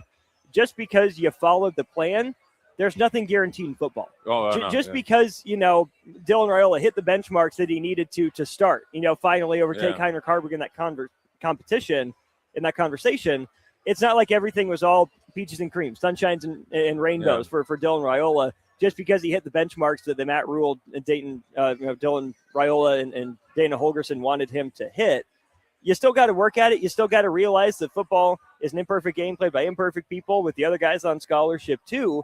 So you got to be willing to, like you said, go through the ups and downs, trust the process. Or if your guys have hit all these benchmarks, hey, they should be ready. Why isn't this better?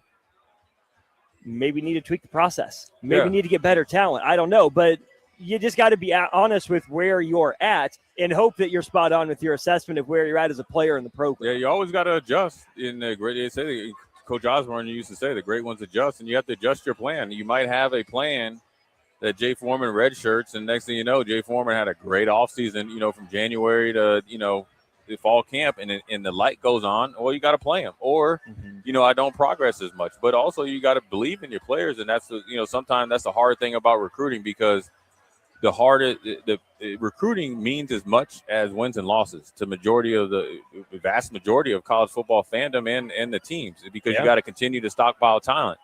Because they go hand in hand to a degree. To a degree, not as much as they're given credit for it, but also you have to do it because they judge you on it, right? And you're judged on it.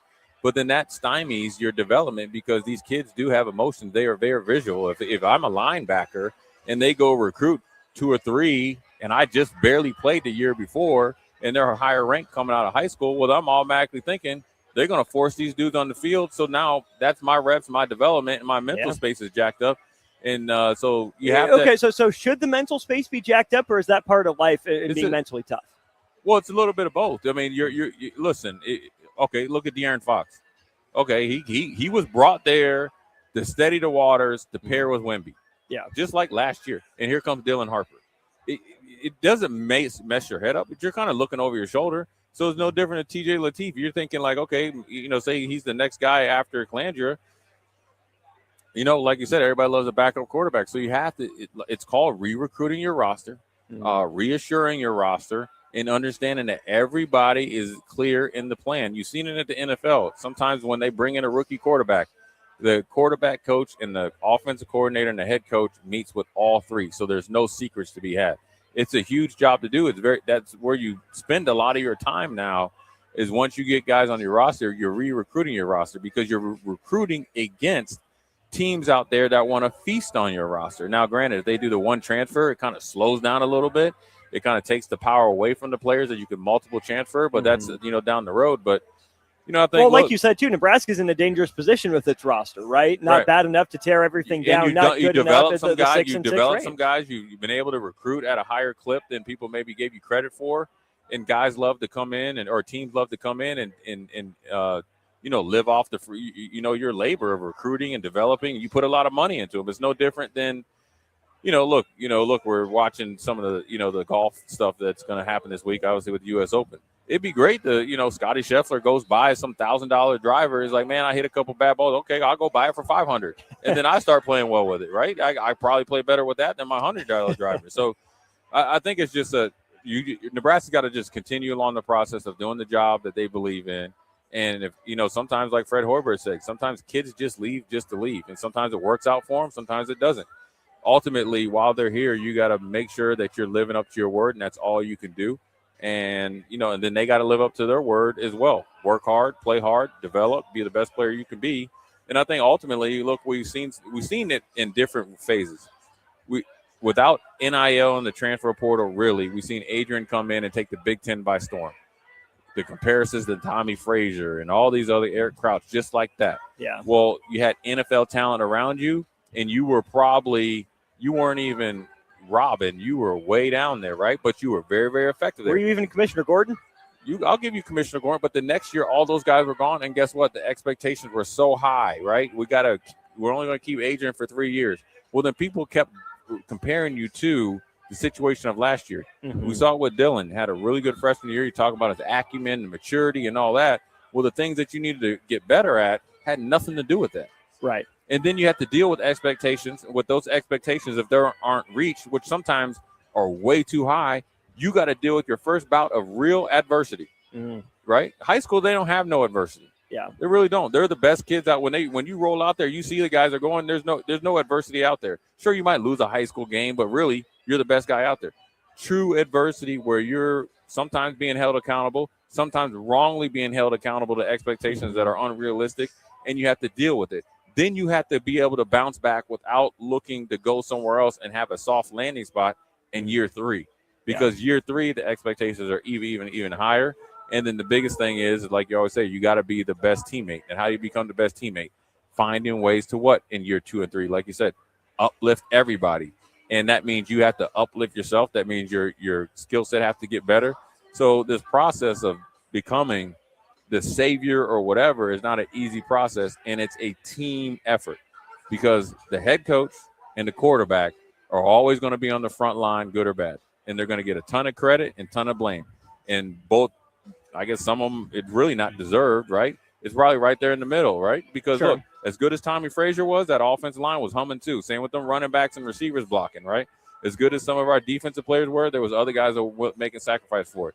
And then and you guys could punt the crap out of the ball too, right? Right. And we had a number 1 baseball player picked, and Darren Ercet is he's one of the greatest athletes we had, and he was we had Chris Brown and all that, and that's look, Coach Osborne had great assistants, and so everybody's got to pull the weight. The guys that get the credit are going to get the credit, but also for these young freshmen coming in, realistic and reality, you're going to hit them hard, so they got to be able to battle through it. So anyway, that's a good segment. We're going to take a quick break, come back, maybe a little preview of this night game. Jay Foreman, Austin Norman, live out here once again, Blur Tailgate, brought to you by Graham Tire Lincoln, Old School. We'll be right back. Watch Old School live on Facebook, YouTube, or Twitch. Old School with Foreman and Orman on 93.7 The Ticket and theticketfm.com. Graham Tire presents life's greatest adventures. Okay, buddy, here we go. Just keep your eye on the ball. All right, just swing right through it. Yeah, good job. Way to go. Hey, run it out. Okay. Great road trips start with great service. Graham Tire, your tire store next door, with 5 convenient Lincoln locations, getting you to the places that matter most. At Anderson Ford, we offer a 5-day return or exchange policy, so you can make sure the vehicle you choose is the best vehicle for you. No pressure.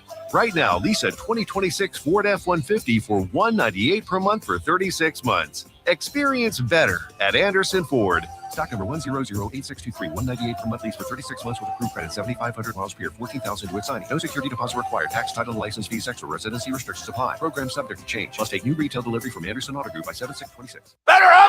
The crack of the bat.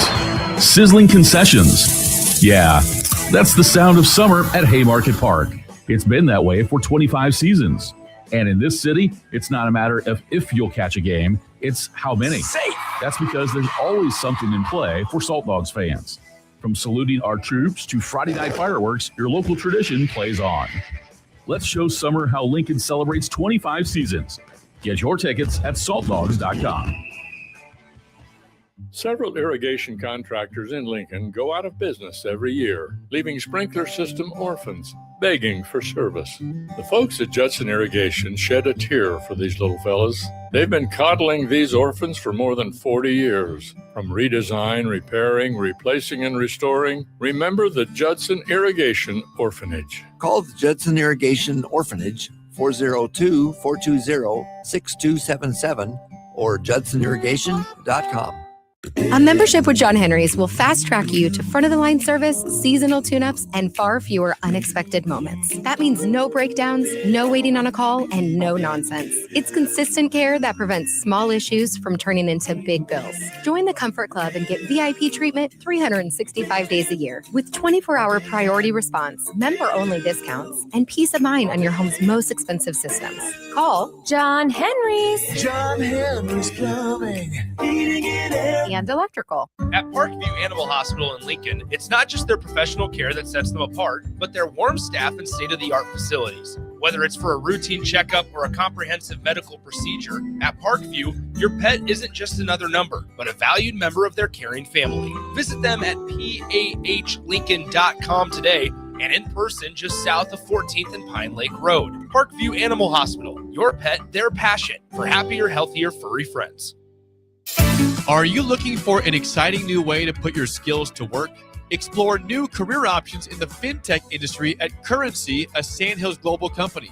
We offer full-time positions in financial sales, compliance, operations, and other fields. We also offer a 4.5-day work week, an attractive benefits package, and opportunities for advancement.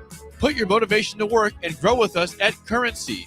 Visit gocurrency.com/careers to learn more. Hey there, this is Paul Scheel, owner of High Electric. I want to thank our friends and loyal customers and introduce High Electric to those looking for a new electrician. We've been serving the Lincoln and Omaha area for over 30 years, from design to install, upgrades, and repair.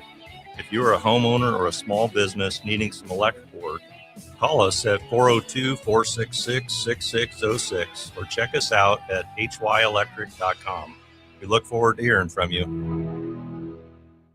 Constructors is now hiring for all positions with pay starting at 23 and up based on experience. Constructors has immediate job openings for mechanics, bridge builders, operators, and drivers. Start your new career today. Constructors offer great pay, health, dental, and vision, paid time off, paid holidays, and so much more. Join the crew today and be a part of Nebraska's oldest paving company dating back to 1908. For a complete list of openings and to apply online, visit constructorslincoln.com.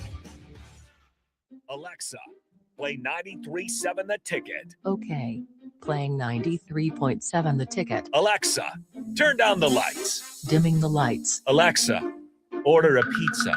The big one. All the toppings. Are you sure that's a good idea? Alexa. That's a lot of pizza for just one man. Alexa, just do it. Stop judging me, just do it. As you wish. Thanks, Alexa. You're my best friend. In every office, there's two types of people. There are those who bring in bagels and those who eat the bagels that someone else brought in. Everybody likes the first person. Be that first person. Weekday mornings at 7:30, you have a chance to win a business box of bagels from Bagels & Joe. All you have to do is shut up, Sipple. 2 questions for you, 2 for Sip. Win, and the bagels are yours. Lose, well, you don't want to lose. You lost Monday, you lost Wednesday, you're a loser. Shut up, Sipple. Weekday mornings at 7:30, brought to you by Bagels & Joe. Back to old school with Foreman and Orman on 93.7 The Ticket and theticketfm.com. What up, Jay Foreman, Austin Orman, old school once again out here at Blur Tailgate next to the Hilton, winding down on this Monday. Little preview here of Oklahoma against them Georgia Bulldogs, both of them dominating games in game one, looking to get to where North Carolina is at. I think Oklahoma won 9-0, and then Georgia won 7-1 over a dominating Texas team that just beat the brakes off of Alabama just about an hour or so ago. And so, Austin, this is probably when you think about where North Carolina is at 2-0, obviously able to chill a little bit, right? Really kind of really rest and recalibrate. When you have two teams, and obviously in Georgia and Oklahoma, right, SEC teams, wanting that in your mindset or your mind, what comes into this game? I think it's the most pivotal game after that first. The first game, I think, is the hardest one, kind of just get going. Yeah. And obviously, especially if you're the favorite team to win. But then this next game with what could be on the horizon, I think is the most pivotal game if you're trying to win a national championship. So in your mind, what are some of the keys for either team going into this game tonight? Yeah, I think just big picture, it kind of feels like game 5 in a 7-game series, right? Whoever wins it hasn't really won anything yet, but you feel like you're in great position, having then to be knocked off twice, then to lose your spot in the championship game. I think Carolina's done a good job on the top half of the bracket of controlling games. I'm a little surprised with all the familiarity that we've seen such wild swings and big blowouts from these SEC teams in the SEC half of the bracket. I was not expecting that at all from Oklahoma in the opening round in their 9-0 win necessarily over Alabama. Alabama was my dark horse coming into Omaha. Guess what they do? They became the second team to go 0-2 after Ole Miss does as well. So 1, 2, 3. Mobile, I guess. I don't know. Yeah, they headed to Atlanta first, then they got to drive over. There you go. And so for Georgia, it's just steady as she goes, which is an interesting thing to say. Nick and I were talking about that this morning on the drive because Georgia's just so sudden that they attack the fastball. Everything's with violent intent. They got a pitching coach as their head coach, essentially, a pitching coach by trade, but they're known for their offense. And in a ballpark that doesn't really lend itself to offense outside of SEC versus SEC games, I guess. And so for me, for Georgia to stay the course, I would put them in the driver's seat there, even though they still have to win tonight to get to 2-0. And for Oklahoma, I can't imagine there's a lot of Husker fans rooting for the Sooners necessarily, not a lot of love lost, but continue to play spoiler, right? Oklahoma's been on a heater these last few weeks, maybe better part of a month. And so they're playing their best baseball at the right time. it's all going to come down to the mound. It always does, which starting pitcher throws strikes and whatnot. Like, baseball is baseball. I would guess that Georgia's a little bit more built for the ballpark, built for the way that this plays. They built with enough power to even clear the fences here at Charles Schwab Field. But you can't write off a team that's hot at the right time. So even if Georgia's been better all year, I hope we finally see our first good game of the bottom bracket. Yeah, and Georgia comes in with a lot of swag, too. Obviously, I think, don't they have the National Player of the Year? Yeah, second time in 3 years. Yeah, so the National Player of the Year. So they have a lot of what we called last segment expectations to deal with. And plus, Georgia's coming in on a nice little streak themselves. And so, look, exciting baseball is what the Omaha people want, and obviously the fans that travel from far places that want as well.